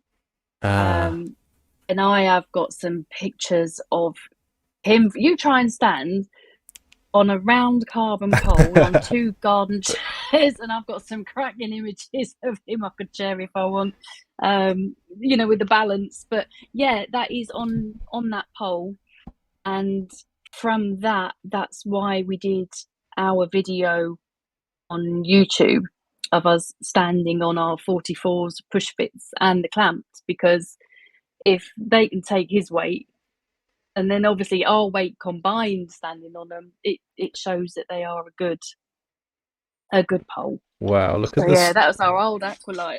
Look at the size of that. That's insane. I don't know what he weighed back then. And if I get it wrong, I'm going to be in trouble. But 6'4", he's he's not lightweight, that's for sure. What he was then. Let's get to a couple of questions. I'm just going to go to the. I was going to say we better do some questions, otherwise he's going to send me a message with you cheeky bitch on. So Steve said, the thing is though, if you're a one-man band and use a large vac and fill it, how do you empty it? The Panther today was full of water, wet and moss, must have been 25 to 30 kilograms. So for me personally, Steve, generally it's going to be super heavy because it's got water in it as well. And so if you can find a way of draining that water out first, it's then going to be much easier to lift. And so if you can put like maybe a mesh filter over the hole and drain all the water out down. Would you put these down as like a sewer drain or something, or would you empty it into like the Depends where you are. I wouldn't want to be tipping vegetation down the sewer drain. Yeah. Get yourself in trouble with that. Rubble sack, if you're in an area, so if you're at a customer's property and it's their vegetation, it's come out of their gutters, if they're happy for you to tip at the bottom of the garden, obviously on the bigger machines you're on tipping trolleys, so you can just tip them over and empty. If you're sites where you can't, then you might need rubble sacks or some kind of means of taking them away. So I use Screwfix do some 50-litre woven polypropylene rubble sacks, and what you can do with those is tip all the waste into the sack, and then it'll drain all the water out the bottom, and you'll just be left with all the moss and stuff. Yeah, so the water will be fine going down the drain, but any solids, you don't want that going down in the drains. Yeah. Biggest problem I find is downpipe bends blocked, can't always suck clear, have to get up and dismantle. Yeah, I've been there. Unfortunately on some jobs you have got to. As I said earlier, the vacs are there to help you stay on the ground as much as possible, but there's not one vac in the world that will do every gutter and every downpipe, and you've got to get the ladders up, or you've got to dismantle the downpipe. Can we talk about the use cases for the different nozzles? Because crikey, we've got so many. I'm still not 100% sure on which nozzle I should be using for which type of gutter and what gutter. Let me see what I've got here. Have you got examples? Well, I've got my shelf that these are good to demonstrate if I don't go and knock all my nozzles over. Which I'm surprised I didn't actually. So your use purposes, I haven't got all of them in here. I've only got some, but these are the crevice nozzles. So obviously where our nozzles are, say 51 diameter on the ends, and you've got the gulper which doesn't stick to the gutter, you've got your down, I was about to lose then, you've got your dirt breaker which you can use to scoop or agitate or break up. I'm going to pull these ones up because the gulper, that lets the air through the sides, doesn't it? It does. So I haven't got. I can pull them up because I might actually have a 2-in-1. If you don't have them, I can pull them up on the website. It's not a problem. Oh, Mark said Hessian sack, let the water drain off, and use a scoop. Yep. Was easy. The only problem with Hessian. Bear with me. Hessian sacks. I always struggle to find Hessian sacks. Maybe I wasn't looking hard enough, but I settled with the polypropylene in the end. This is a handy one. 2-in-1. It's a dirt breaker one side. It's a gulper the other. This was, believe it or not, this was actually our fuck up nozzle. Excuse my French. There's kids watching this. The amount of kids that watch this. Children. 9 o'clock, they should be in bed. But basically, what Harvey or Mark, one of them had done a nozzle, picked it up, but didn't realise it already the other end already been made. And Mark actually was like, Harvey said, "Oh shit, I fucked up a nozzle, blah blah blah."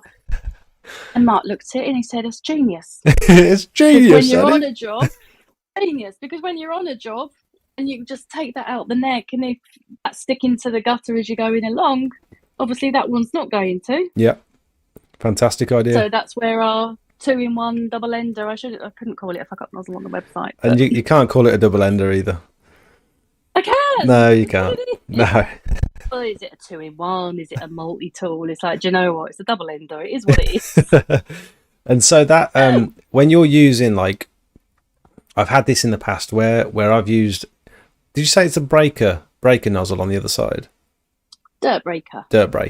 So when I've used that in the past and I've got all 3 motors running and you've got a flat gutter, that's got a tendency to stick to the bottom of the gutter, and Stick. it Yeah.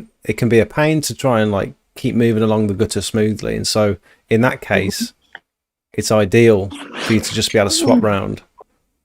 Yeah. So just quickly, I'll just pop that in the 90 degree. But yeah, if you're in the gutters that way and you are going to stick flat, you turn it to the side. And go that See, way. yeah. I didn't think of that before, There is that. but that's a good point. That one, obviously, you're not going to need a flat surface. That would be helped. With that, obviously, you're not going to stick. So that's going to maintain the airflow, and that's going to keep pulling the airflow. So that's brilliant on moss and pine needles, especially with the GBS and the Predator. Have you got one, or could you design one of those that allows the air to flow underneath, but you can still maintain like a 45-degree angle, like the other side of it? You know what I'm saying?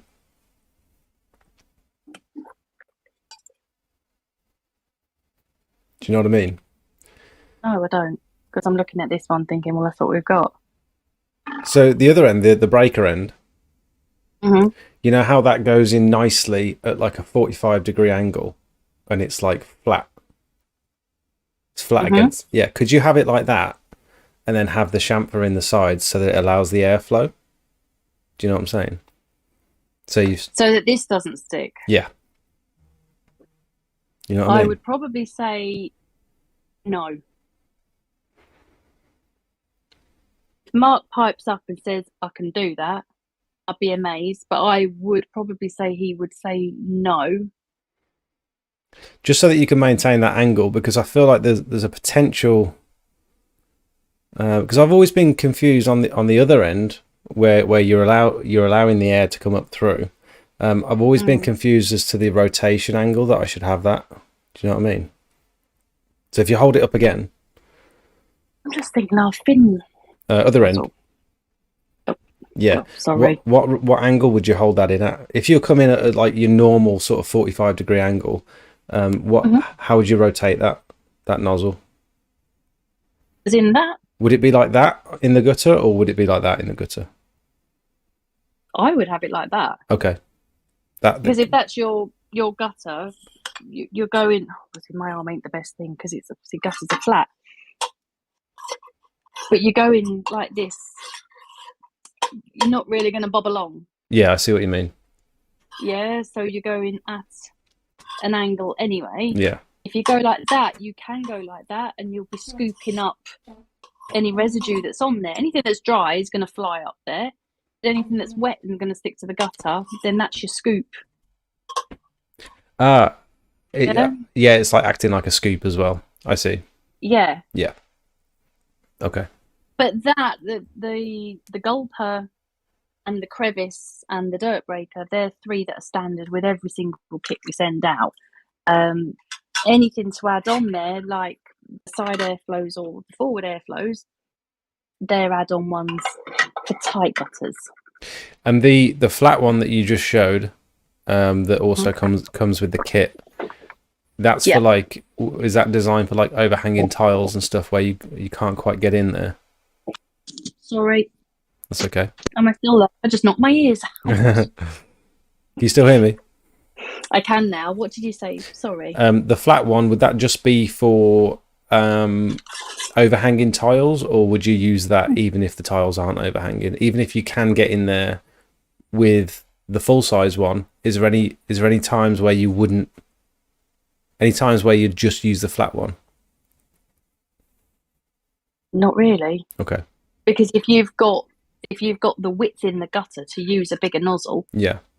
then you would use that. If the tiles are overhanging and you literally a finger width, and that's all you can physically get in, then you're going to want the crevice nozzle. The side airflow crevice, because obviously these taper down to 25, but these side airflows, they don't stick to the gutter. So where these will, if you're coming in at that angle, and they can stick to the gutter, where these won't.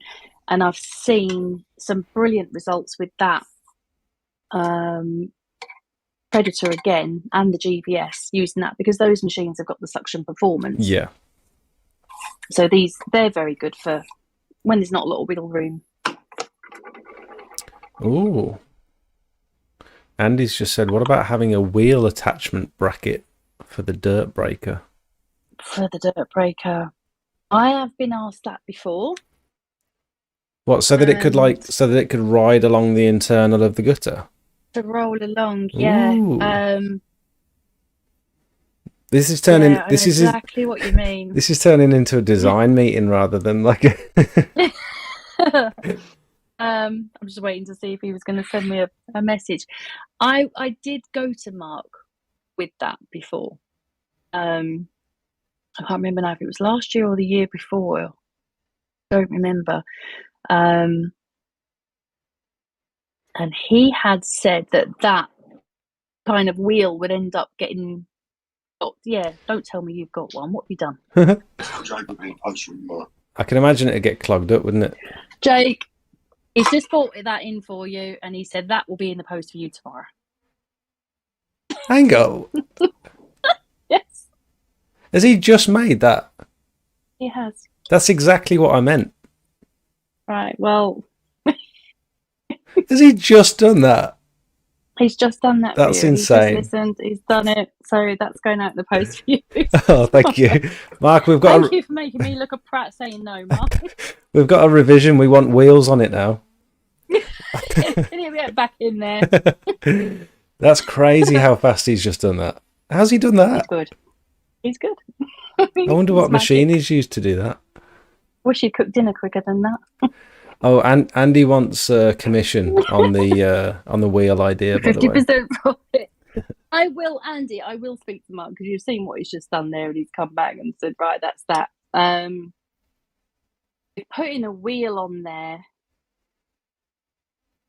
My concern, in all honesty, is that wheel is just going to get clogged up. Yeah. With crap in the gutters, and that is the practical side, thinking, all right, well, we could do that, but this is what will happen. And also, like, the room that you have, like, most of the time, that breaker nozzle is barely fitting in the gutter anyway. And yeah, I don't know if you'd have room for a wheel. As a scoop, if you've got that on the neck and you're going at it at the side and the wheel is here, for example, you're pulling in the debris and slurry and crap grit's going to fill that up. Yeah. Grit's going to get in the way, and then you're going to turn it around and then go at it at that angle. I've noticed when you're doing your little demonstrations like that, you're going sideways along the gutter, whereas I'm standing in front of the gutter, sort of dabbing along and jabbing directly at it. Is that wrong? It's different techniques. So if you're when I'd see some videos, and sometimes I get a little bit sort of mother hen, and I do apologise if I go over the top. But no, we like it.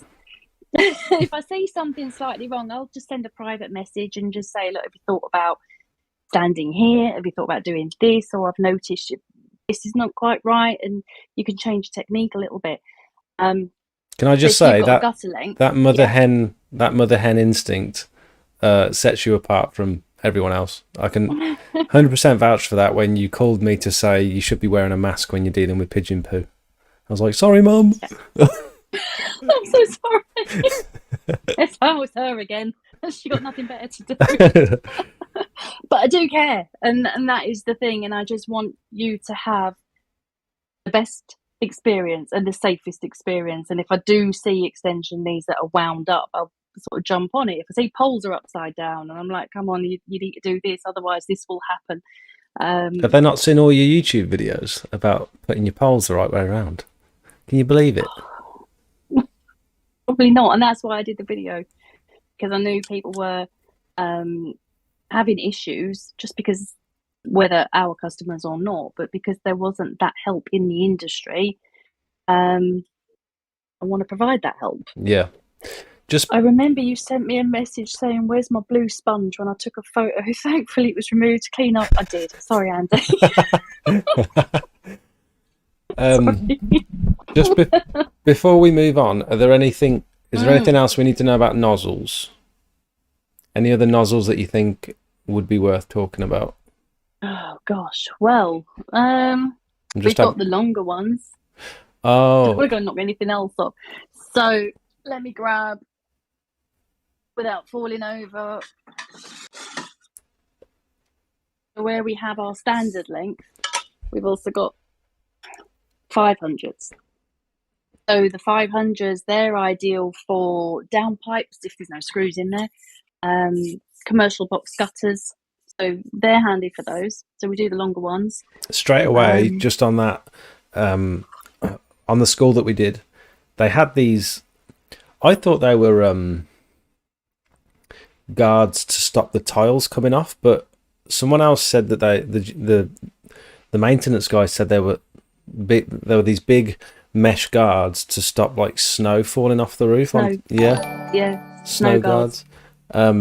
So that's where these come in handy. Yeah, you can't get over them with like the standard nozzle, can you? No, not really. And at that If you've got point, the longer nozzles, you can.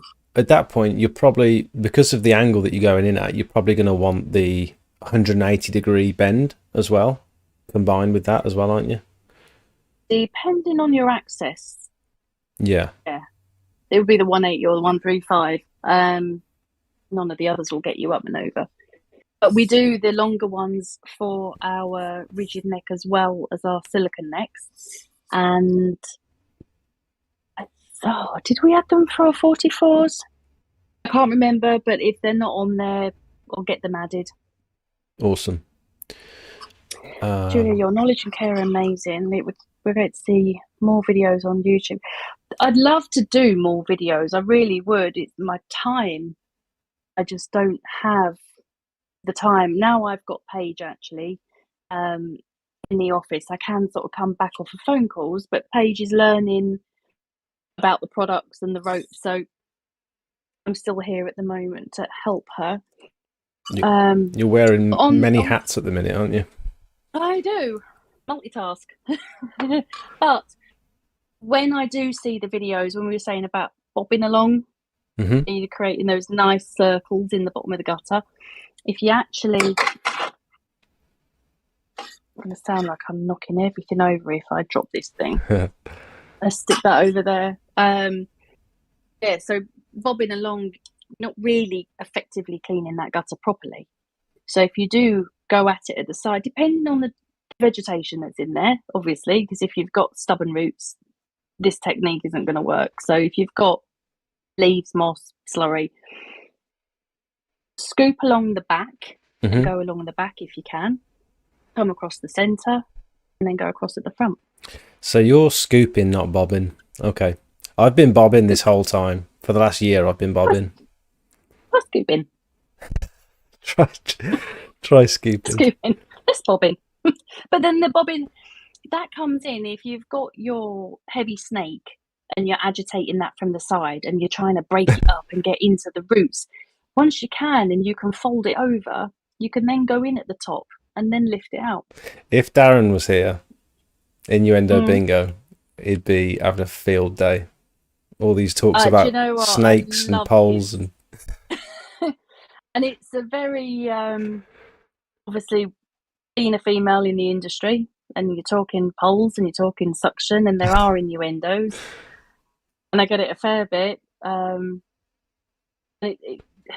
There's banter. Yeah. And then there's banter. I suppose you got to either learn to put up with it or well, I don't know what else you can do with the industry. I've thrown many men out the pub when I was a barmaid. I can handle a few jokes on the phone. There you go. Handle a few jokes on the phone. But then equally, I've had anybody, or when I really started getting involved with Mark in this, and I would get the phone calls, I need to speak to someone in technical, and it's like, oh, you can speak to me, I can help. And I'd get laughed at. Or, well, are you sure? I need to speak to someone who knows what they're doing. It's like, you can speak to me, and we'll help you. Yeah, it's like I said at the beginning. It's very refreshing because honestly, in my experience, when I've, it's with blokes as well. When you go into Toolstation or Screwfix or whatever, and you ask them a mildly technical question, most of them have no idea what they're doing, and they'll just try and blag you.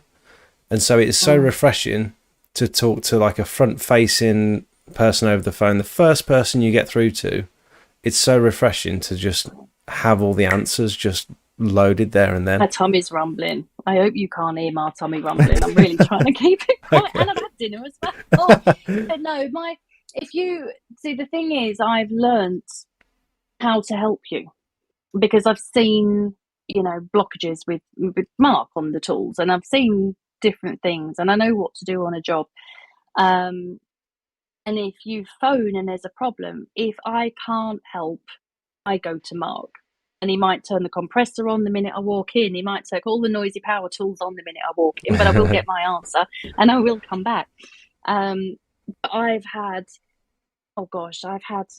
questions when I was abroad on a business trip in Italy, and I had someone phone, Julia, can you help? And I'm like, right, okay, yeah, this is what you need to do.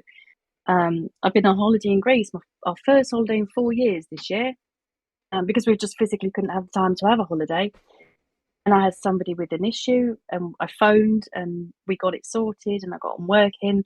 I've even been in A&E, and I've been helping people when I'm in A&E. So I'm always contactable. And even then, when we close for 2 weeks at Christmas, just because the lines are closed, we're not doing sales, we're not doing that. If you're still on a job, you should know that you can send us a Facebook message, and if something has happened, we will do our absolute utmost to help you and get you back up and running so that you can complete your job for your client. And that's important to us. That's, excuse me. Like I said, very refreshing, because that's, it's not often I love it when we spoke and you had that blockage and I was waiting for that clunk. Yeah. And then you were like, yes. I was like, yes. I love them moments. I love it. It does make you, I mean, it shows your years of experience, but it does make you think, oh, that was so simple, and now that I know it, I won't have to call you again. And it's those little nuggets of information. I always say on my videos and my live streams and stuff, people really appreciate the little nuggets of information that you can't learn by Googling something or watching videos on YouTube. Yeah, you can't. They're not there. And I could give all of the tips and tricks and do YouTubes and things like that. But I think when you're on a job, like you say, it's nicer to phone somebody up who knows what they're talking about, that can help you. And that makes it easier for you than having to be on a job, sit in Google or sit in YouTube. How do I do this? How do I do that? You should know that we are there, full backup and support whenever you need it, for as long as you need it. Yeah. I've got many more questions, but if you, how long do you want to go for? Well, I mean, we're getting close to tomato, aren't we? I mean, if you need to tomato, you carry. Do you want to take a little break or? Oh no, I think I'm all right at the minute. No, I said I can't do these 3-hour calls that you do, but I'm all right at the minute. Sure? Maybe, yeah. Let's do another 15, 30 minutes, and then I bet they've all gone to bed. No, they haven't. Everyone's still very engaged by the looks of it. Which is nice. So people are just making sure that my new nozzle is going on the website soon, and going to be branded as the Smelt nozzle. And you're gonna powder coat it in orange, yeah? No. No, just straight up no. No, not doing it. Carbon neck on Smelt. I like that. Carbon neck on alley poles. I think we've already been over that. Not something that's going to happen at the minute. If he can sort that out or find a way to make it work. But the thing is, the neck for carbon, it was a slightly different diameter for the alley, and it weren't quite that. It was the clamp. It has to be right. Yeah. So Andy wants to talk about the roof scraping kit, and earlier this year I was looking at potentially doing some roof cleaning, pressure washing, roof scraping, and so for that you need a. This isn't for you. This is for the viewers who don't know. Obviously, you know all this, but you need a nice, stiff, extendable pole that you can either put the attachments on the end to scrape the roof, or you can have. There's a few different places that sell the adapter kits where you can actually put a high pressure hose through the middle of it and turn it essentially into a massive pressure washing lance. And so as I was looking into it, you guys started advertising your, is it the 44? Let me have a look on the website. You had a new carbon fiber extendable pole out, didn't you, for roof cleaning? Yeah, we've got quite a few. So we do the 34-foot anti-spin aliconda, and then we do the full carbon water-fed poles. They are 18-foot to 40-foot. That the full carbon pressure washing side is different, but those poles. But for the roof scraping, yeah, I'd say 30 and 35 are the most popular for the roof scraping. Oh, so they're different. So the roof scraping poles are different to the pressure washing poles.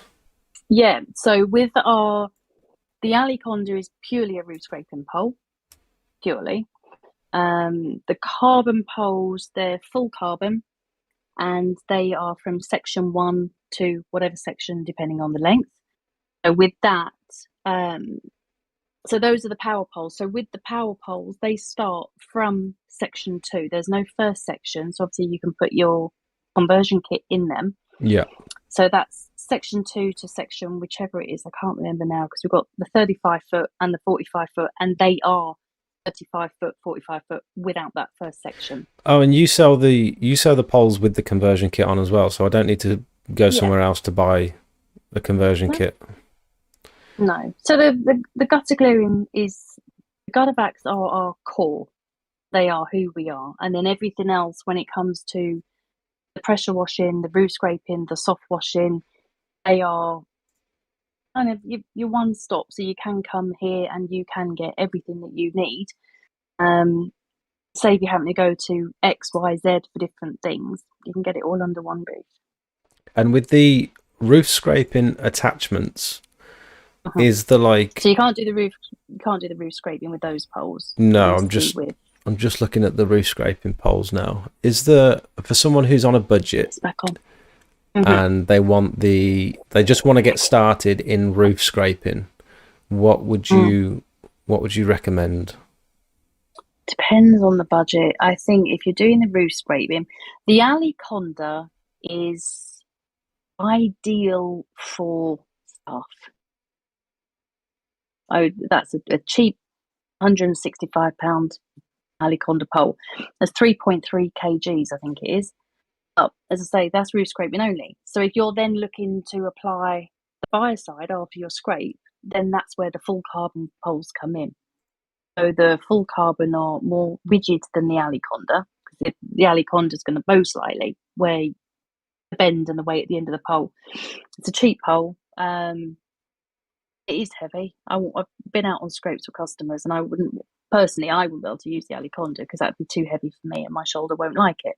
But for staff, when you're taking them on or you're first getting started, it's a nice pole to be able to get into.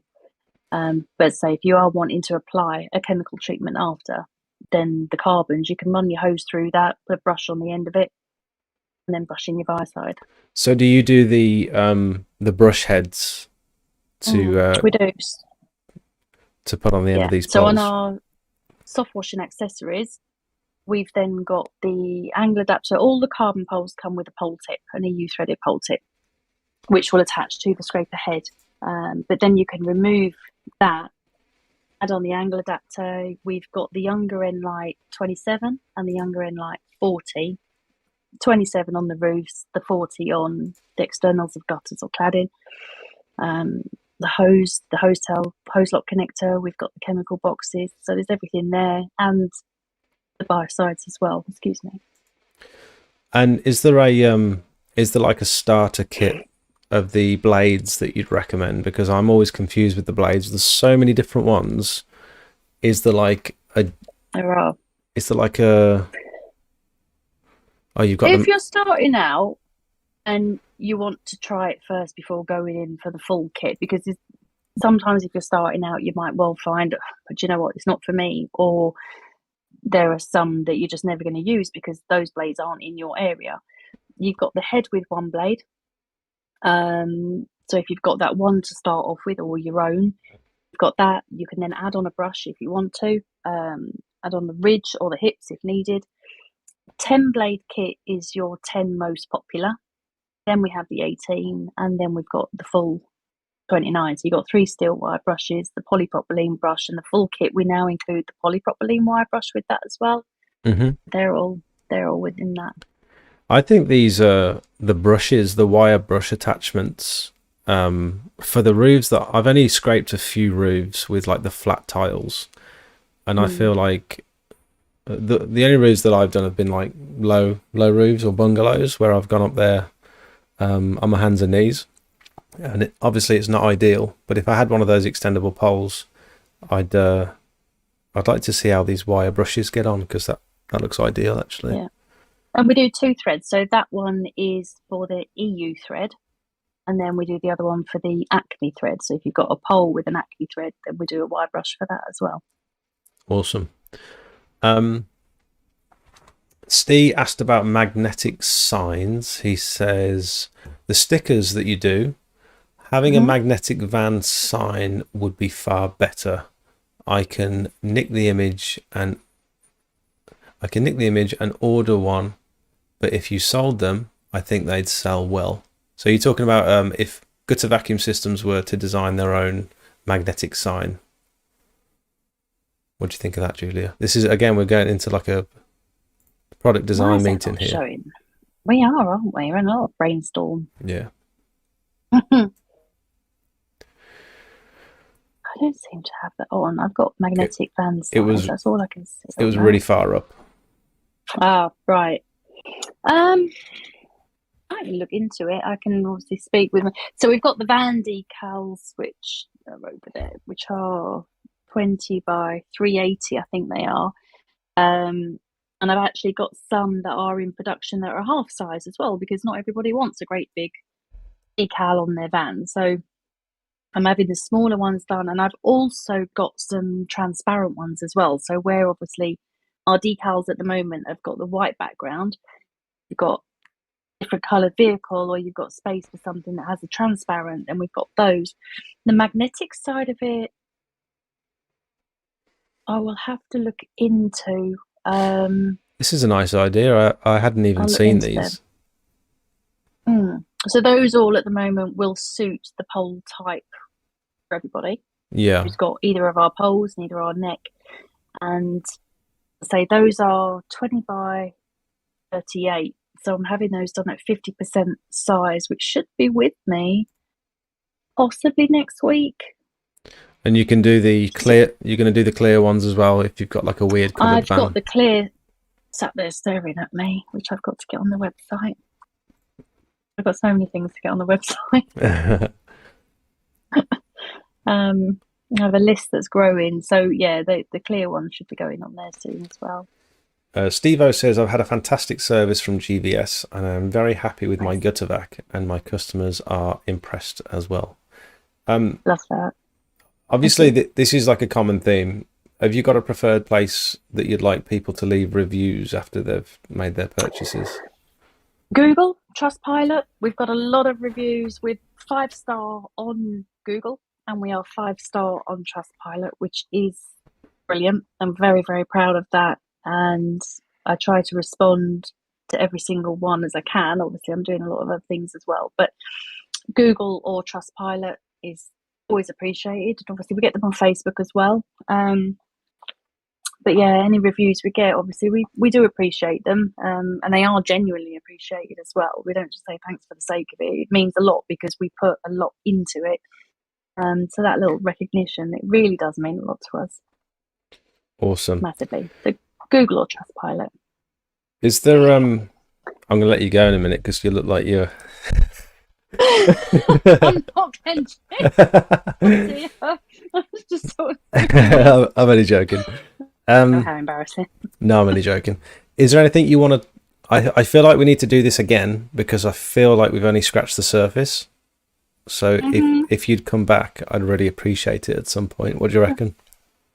Oh, you got me now. You knew I was nervous doing it. Thing is, like I said to you, when I was doing the videos, you can do your takes if the angle's not quite right because your chin's hanging, or if you kind of fluff it up a little bit, you can do your takes. Where when I've tried to do the Facebook Lives myself, my palpitations have gone through the roof and my mouth goes like the Sahara, and I am horrific. And so I was very, very nervous coming on, and your calming nature has helped me through this. So we might be able to do it again. Yes. I think you're doing fantastic. Because Thank you. because we haven't even scratched the surface of the camera systems. We haven't spoken about the indoor high reach vacuuming, which I was quite interested in because I haven't even thought about that as a service. But yeah, is there anything you want to mention before you go? Have you got any products that you want to speak about, or new products? So we've just launched our brand new generator for the Panther, which is beautiful. Love that generator. That just looks amazing next to the Panther. So I've just launched that. Obviously, I've got a new nozzle now that I need to launch. What's the difference with this new generator? Is it like a reshell, or is it a totally new product, or? It's a new product. So the other one is the Champion generator that we sell. This is a new one. That just looks so good. It does look good next to the Panther. It does look good, and it's great, and it's so quiet as well, which is brilliant. And that's 18 kgs, so it's not too heavy. Really simple to use. It does look good. I do like that. But no, it's different make. So that one is 375, where I think the Champion's on at 480. Oh, it's cheaper. So it's a bit cheaper. Nice. It is. Yeah. So that will run, because I know I'll be asked, will it run the Shadow, will it run the GVS or the Predator? It will run one motor of the Shadow and it will run one motor of the others. You wouldn't be able to run more than that. This is for the 1700 Panther, or smaller vac. If you've got a smaller vac than that, that will run that. What else is on the list? I've got some new liquids that will be added on the site once they're done. I'll probably tell you about that next time. Okay. Are you talking chemicals?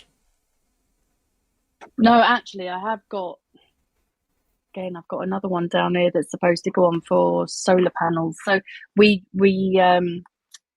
have Pure Steel chemicals on our website, and I've got I think it was the Max Clean Pro. I can't see it, but it is the Max Clean Pro. So that will be going on the website for solar panels. That's like a degreaser with biocide in it, isn't it? Yeah, I've got to get that on. I've got the 1 litre DDAC to go on, because I've got the 5 and the 10s on there. That's got to go on there. What else have I got? I've got the polypropylene Predator. That's got to go on there. Polypropylene Predator. So instead of being like a chrome drum, it's a plastic drum. Yeah, like the Panther. And I've also got a 110 volt Predator to go on the website as well. That's nice. A little sneaky one. But there are other products that we have got that have been tested, so they're in production and they will be game changers. So I'm waiting for those to arrive before I can work that out. Can you do me a favour? I want to. Before or as you launch those, can we schedule the next live stream in as those launch? Yeah, we can do. They'll be coming in at different times because there's different production schedules. So I'll do my best to remember that one. Is it fun making new stuff? I love it. I can imagine it is.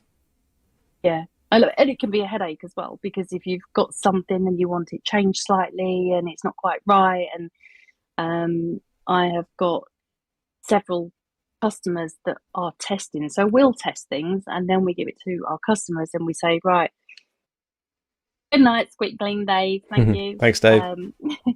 Thank you. But yeah, we'll have some things that are out there being used and abused for months and months and months before we go into production. So the feedback on that, because obviously we're not out on the tools anymore, we're doing what we do. So some things that we will test, others we will get out there, make sure it's perfect. Wicked. And then we'll go into production and then we'll launch.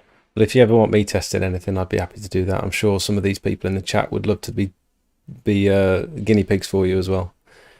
Yeah, which is nice. It's nice. I do appreciate it. Thank you. Where can people find your stuff? Obviously, I've got the website on the live stream now, so guttervacuumsystems.co.uk. Is there anywhere else where people can find you? No, that's where we are. So you've got the Instagram page as well. We're on Facebook, Instagram, TikTok, LinkedIn, although I don't really use LinkedIn as much. I'm so busy with everything else. It's a bit of I'm not on that fully. Threads and Twitter again. I would say our main is Facebook, TikTok and Instagram. When I do remember to do, there was a job we did actually for promotion, the roof scraping one we did. Excuse me, that had the chemicals down. We had all the poles on the roof scrape. We had the dosatron, the chemical pump up box, and that I need to, because obviously when you're on Instagram and TikTok, everything's portrait, and obviously YouTube, your landscape. Yeah, so it's a nightmare. to be able to. It's awful, and it's something I really want to get on the YouTube. But that's something I need to get onto YouTube as well when I can find the time to do that. So next time I want to talk about the dosatron, the cameras, the indoor. I'm just writing this down. The indoor cleaning stuff. The pole care. We haven't really touched on pole care. Yeah. And do that quickly if you like. I'll let you get off. Let me go. Because I think that would make for a good full episode next time. I think we've covered a lot tonight, but I feel like there's so much more we can dig into. So there's so much more. There's always more. Yeah. Thank you so much for joining me. I know I kind of bullied you into it. Thank you for having me. Tomato's good right now. Yeah. I just want to let you know you're really good at this stuff, so you should definitely consider doing more of this. Definitely more of the YouTube, and I'd love to have you back on the live stream again. Yeah, we'll try and schedule something in. Obviously, when the new stuff's in. But no, it's been interesting. It's been easier than I thought it would be. I thought I'd be a pet. But it's nice because obviously if you can stick me at the cleaning expo and I can talk to everyone face to face, and I love all of that. But when you're here and I can't see people, it's a different experience. Yeah, that's for sure. Yeah, it's definitely different. I really appreciate you coming on. Thank you so much. And you're very welcome. Have a good evening. You're very welcome. Thank you, and good night, everybody. Thank you. See you in a bit. Bye. That was great, wasn't it? How good was that? You've been fantastic. Great light. Thanks, Steve. Great job, Julia. Good stuff. She was excellent. Like I said before the stream, she's been quite nervous about doing this because it is difficult if you. I mean, I'm not good at keeping conversation going and stuff, especially when you got a lot of pressure of people watching. And I mean, when someone knows their stuff, it's quite easy to keep the conversation going because they actually know what they're talking about. And so talking to people like Julia and Darren from PWS, it's very easy. And Squeaky Clean Dave as well. He was so easy to talk to. And yeah, it makes this much easier for me. I feel like you make it look easy. Oh, thanks, Dan. I want to do more of this, and I think it's next week. I've actually got my accountant coming on, and he's determined to prove that not all accountants are boring. So that'd be cool. I've got lots of questions to ask my accountant, and I think it's best done live on stream, where I can embarrass myself. A Pure Seal chat would be great. Do you know what? I literally text Chris earlier today. We were chatting about some more affiliate links, because obviously some of you guys know that I'm now affiliated with Pure Seal, which I'm very pleased with. I've only got the one link that takes me to the homepage. I'd like to to have links for specific products. So that'd be cool. And I've invited him on the live stream, and he said it's like not really his thing, which I totally get, totally understand. It's not for everyone. But we might be able to change his mind at some point, who knows. And then also I've been in touch with the guys from Gardner Pole Systems, and they said they're happy to come and join me and chat to me. It's just things are quite busy at the moment, and so that might be further into the future. If there's anyone else that's watching the stream, if you think we'd learn stuff from talking to you, if you're a supplier, if you've got some knowledge in the industry, you know, whether it's anything exterior cleaning, chemically related, pressure washing, window cleaning, you know, I think my viewers are into all this sort of stuff. I feel like people trying to learn the business and understand best practices. And thanks, buddy. Chris would be great. He's a good man. Are we talking about Chris? Oh, sorry, Chris from Pure Seal. Yeah, and then Conrad. I'm assuming Conrad from AC Pressure Washers. I think he'd be quite good to talk to. I think he seems like he's chatty in the videos that he's done. How do we think Julia did? That was really cool. I feel like I've been doing it wrong this whole time. Like I've learned a decent chunk there just from a 2-hour conversation. I think there's things on it. There's things I'm going to change now. Clearing gutters. It seems quite obvious and self-explanatory, but it's not. There's so many nuances, so many little details that you can learn. Just while I've got you all here, I have created a website. So for anyone who does pressure washing, I've got a quoting tool here for you to use, and hopefully this helps you out and gives you an idea of how to price jobs based on measurements, based on the cost of your materials, based on the cost of your sealer, all that sort of stuff. So if anyone would find that useful, just type into your browser smelt.club and you can get onto this page. I've also got a link to trusted suppliers. So these are all suppliers that I've bought from in the past. So you might find these links useful. Obviously, gutter vacuum systems are on there as well. I don't think this is the end of the stream, to be honest. I didn't want to keep Julia any longer than necessary, just because she's a busy lady and she's got stuff to do, but there's no reason why we can't keep going for a little bit longer. So if anyone's got any questions about anything else, feel free to pop them in the chat and I'll do my best to answer them. Shame GVS don't do a chemical applicator for the pole, similar to Ben's, which is just too expensive. What's Ben's? Ben's chemical applicator. I think they actually do, mate. I think they do a dosatron, which is something I want to talk to her about because I don't know anything about this. So this is a bio-injector dosatron. I'm confident they do all the fittings and stuff to go on the end of the pole to apply chemicals. But this is like a chemical pump, which it's like a, what do they call it? It does the dosing for you, basically. I think you like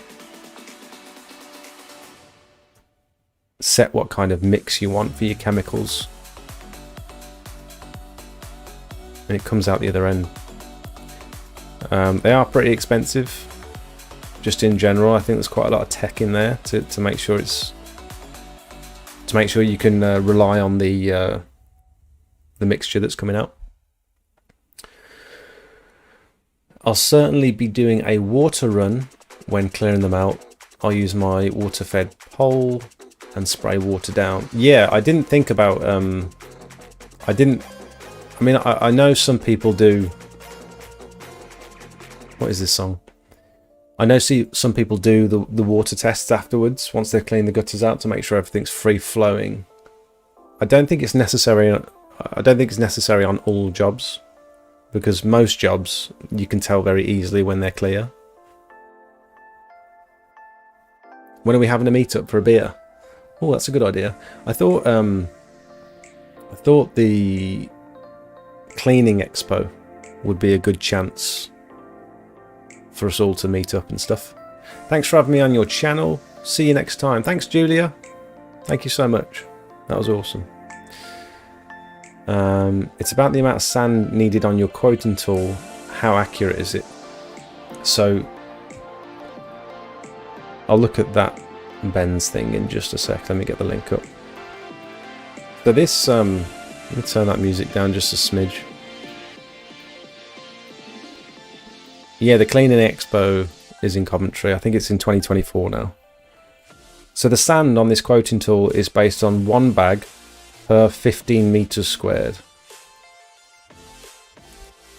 And I'm gonna give people the ability to change that, because obviously some joints are smaller than others and others are wider, and it'd be nice to, I don't know how I'd do it yet. That's the reason I haven't implemented it, is just because, do you have a sliding bar for like joint width? Are you really going to get down on your hands and knees and measure the joint width?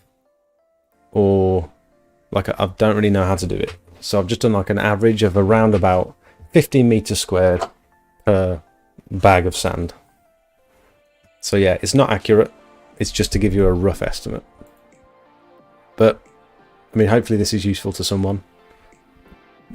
I use this when I'm going out and quoting pressure washing jobs, and hopefully you use this enough where it gets to the point where you don't need it anymore, because you've got your pricing structure. So your total price per square meter, if I'm to type in something here and my base price is like £3.50, and then I'm resanding as well, based on that area, my base price is now £4.40 per meter squared. And so you don't need to type everything in again. You can just go forward with that price if that's a price you're happy with. So just something to look at.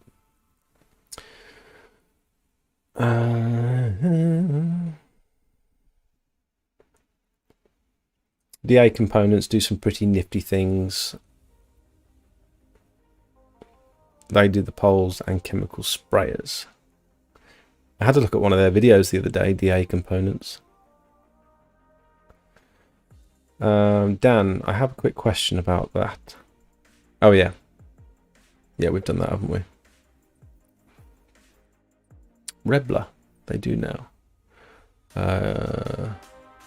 Chemical applicator, are you just responding to that? Sorry, I'm just working through these questions. I was going to mention meeting a beer, cleaning expo sounds good. Yeah, I think that'd be awesome. By the way, if anyone plans on going to the cleaning expo, make sure you come up and say hi, because I won't really know anyone there. I suppose I'll know a few suppliers and stuff, but going to the expo with a credit card, yeah, it can get expensive. There's lots of very tempting stuff at the cleaning expo. Let's see if they've got the date up. Expo 2024. Oh, here we go. Saturday, April the 13th. That's not far, actually.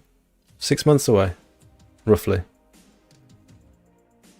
That's in Stoneleigh, in the NAEC.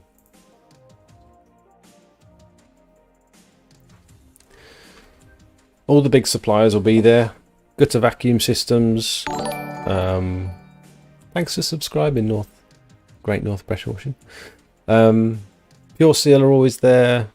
Gutter Vacuum Systems. PWS. Window Cleaning Warehouse. Equip to Clean. The guys that do the big My Towers go. Rutland Pumps, AC Pressure Washers. All the big ones are there. So if you're planning on getting some equipment, they usually do discounts and stuff, so might be a good thing to save up for. And that's like April's like just after the start of the season, so if you're planning on upgrading your equipment and stuff, might be worth waiting for that show, potentially.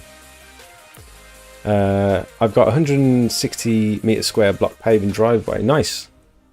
Have you got that to quote? Awesome. Followed Squeaky Clean Dave's vlog and made my own dosatron. Saved hundreds, works superb. That's awesome. I think Dave enjoys making his own little bits and bobs. He was telling me the other day he made a retractable hose reel himself. I haven't seen that video yet. I had a chat with Ben at Ben's Softwash today. He has been helpful and have found his instructional content helpful. Nice.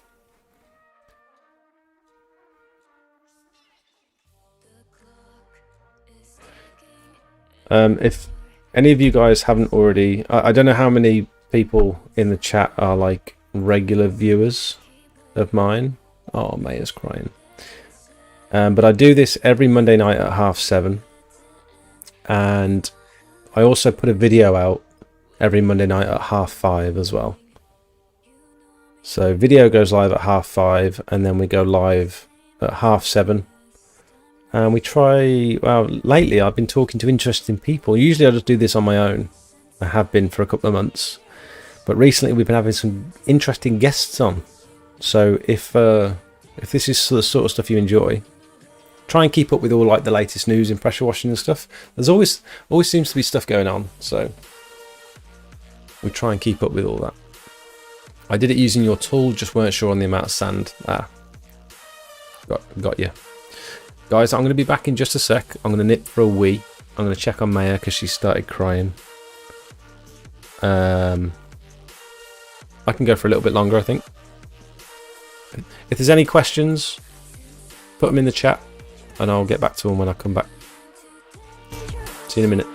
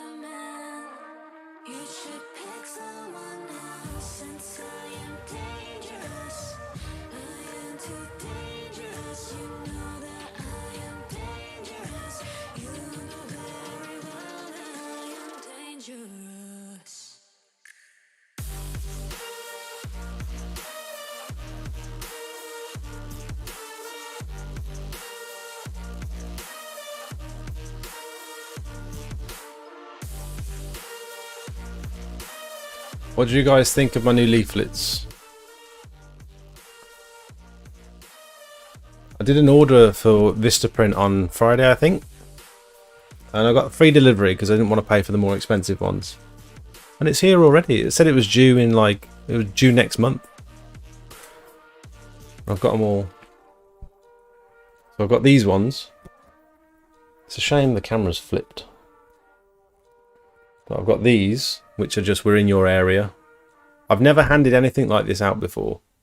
I did a very basic leaflet when I first started, just going around posting it through people's doors. But now that when I'm working on people's gutters or cleaning their driveways and stuff, I'm going to post these around the road. And then I've got a couple of solid before and afters on the back as well.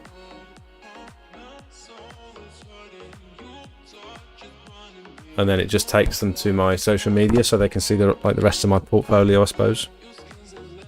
Took inspiration from one of the templates on the Vistaprint website. But I designed that myself in Critter. It's like the free version of Photoshop. And then I've got the big pack of business cards as well. I don't use the business cards so often. There's only a couple of times where I've handed out business cards, but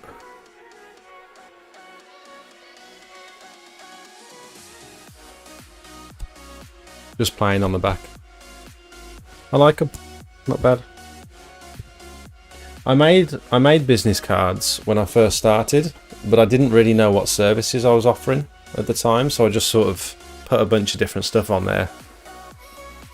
And I weren't clearing gutters at the time, so that was never on there. Thanks, Steve. I've got a couple of resin jobs coming up. One agreed, one to quote. Would you surface clean and then back 50? Yes. Obviously you want to cut in the edge with... I'm not sure if you can use a turbo nozzle on resin.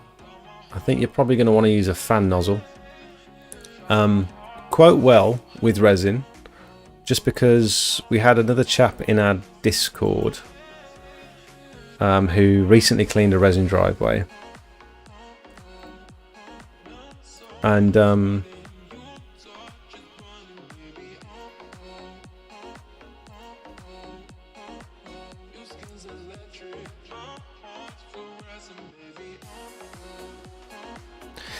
he was saying about how long it took to rinse. He said it was a bit of a nightmare.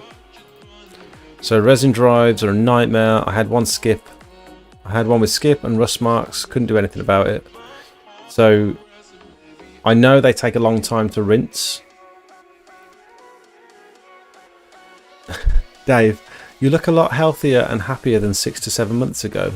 Big inspiration to all. Oh, thanks, mate. Thank you so much. It might just be the lighting in the camera.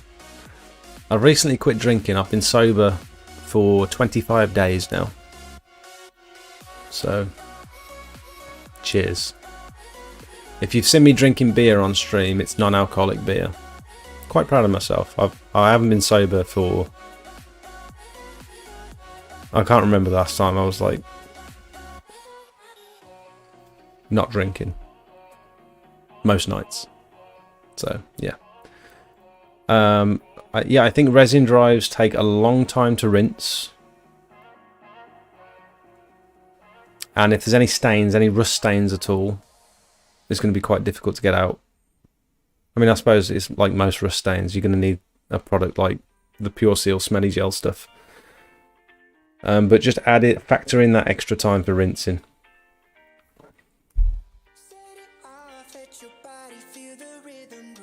There's a chap on YouTube.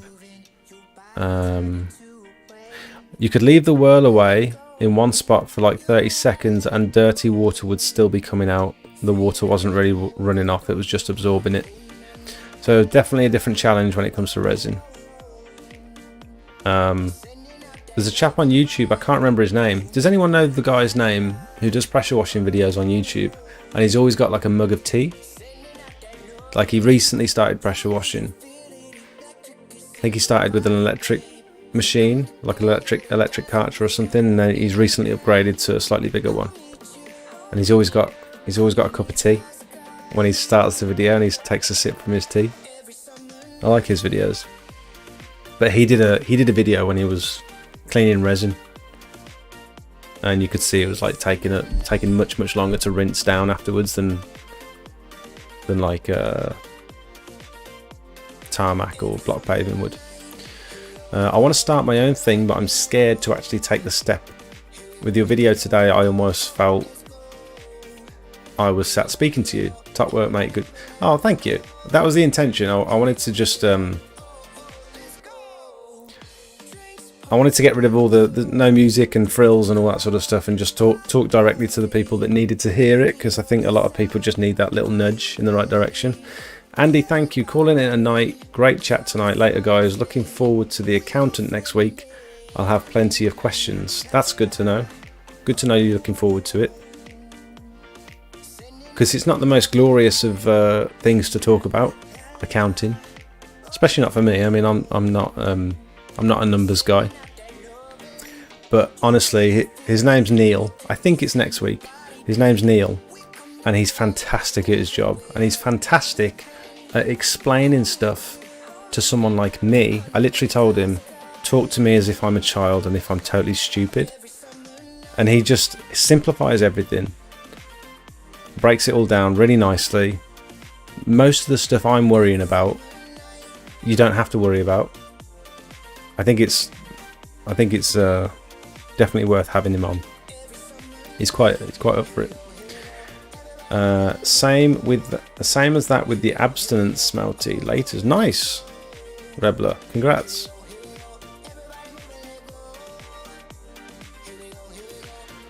Me too. Was up late last night, nearly nodding off on the job today. No way.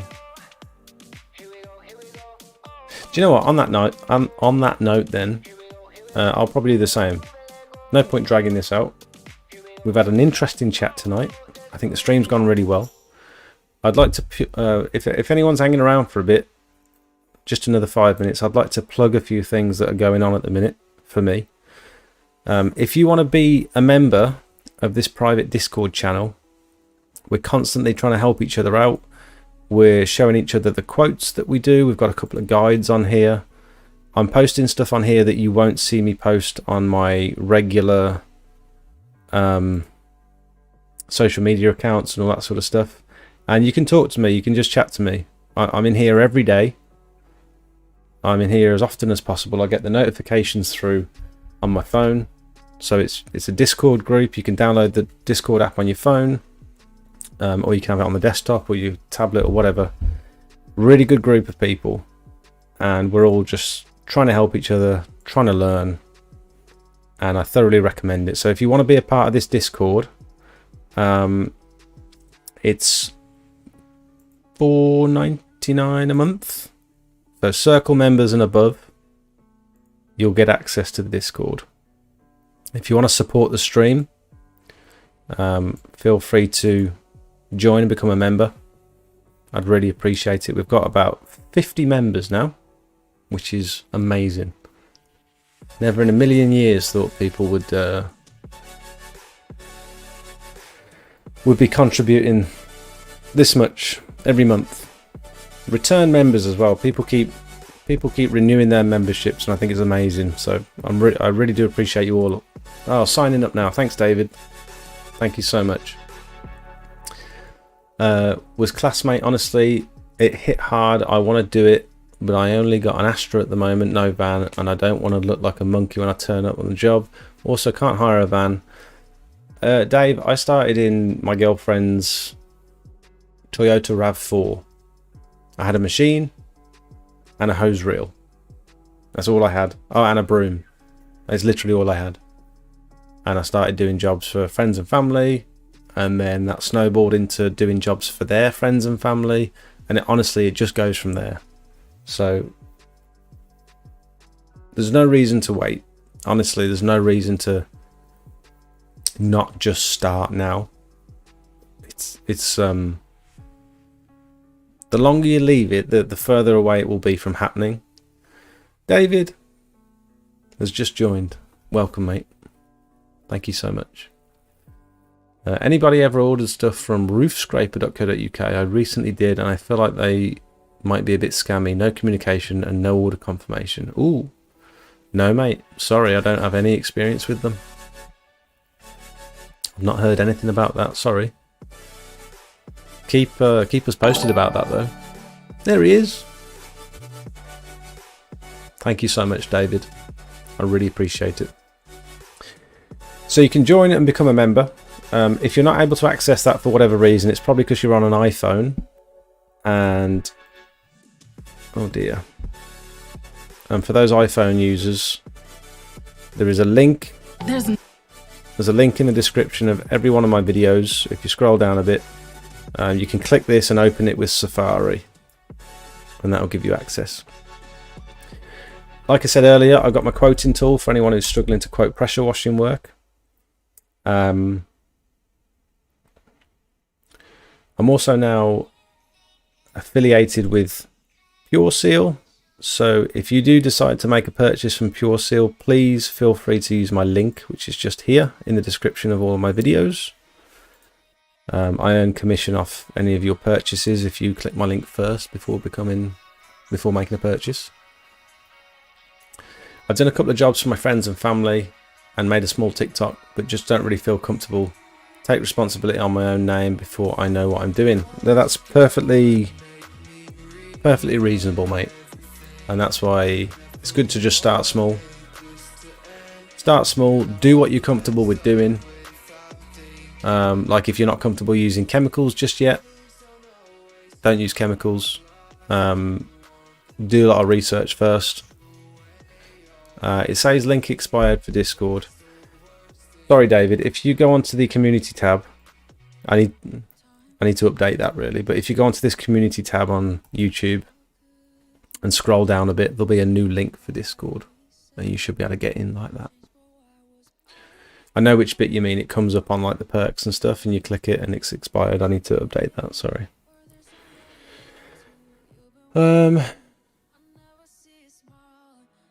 I don't think I've got anything else going on at the moment. There's lots of little bits going on in the background, but nothing I'm ready to share just yet. Got some good videos coming up though. Thank you all so much for watching. Going to try and do the 90-day idea. Nice. Yeah, there's no harm in trying. Is your Pure Seal link an ongoing thing? I was hoping to do module 1 this week, but can't. Next one is next year. I will book through your link if it's still valid then. Yeah, it should be. I'm just talking to Chris at the moment about getting specific links for each item. So if I could have like an affiliate link for the course, I can link people directly to the course. Links for like Synergy, Nuclear Pro, all the different products, rather than having just one generic link. But we'll see if we can make that happen. Thank you, everyone. It's very not overwhelming. What's the word? I think it's crazy that there's like consistently more than 30 of you guys that join the live streams every week. It's very cool. Because yeah, I really like where YouTube's going. I really enjoy the YouTube side of things, and it's a shame I haven't got more time to put into it, because I'd love to be doing more videos and more shorts and more advice, and there's only so much time in the week, and I'm trying to run this business on the side as well, and it's very difficult to keep on top of. I'm trying to bring you quality, I'm trying to bring you authenticity as well, and honesty. So the intention's there. Sometimes it might not quite come across right, but at least I'm trying, you know. But I really appreciate you all watching the live streams and the videos. Thank you all, and good night. Thank you so much for watching, and make sure you go and visit Gutter Vacuum Systems, and if you're going to place an order, tell them I sent you, and have a wonderful evening. See you in a bit.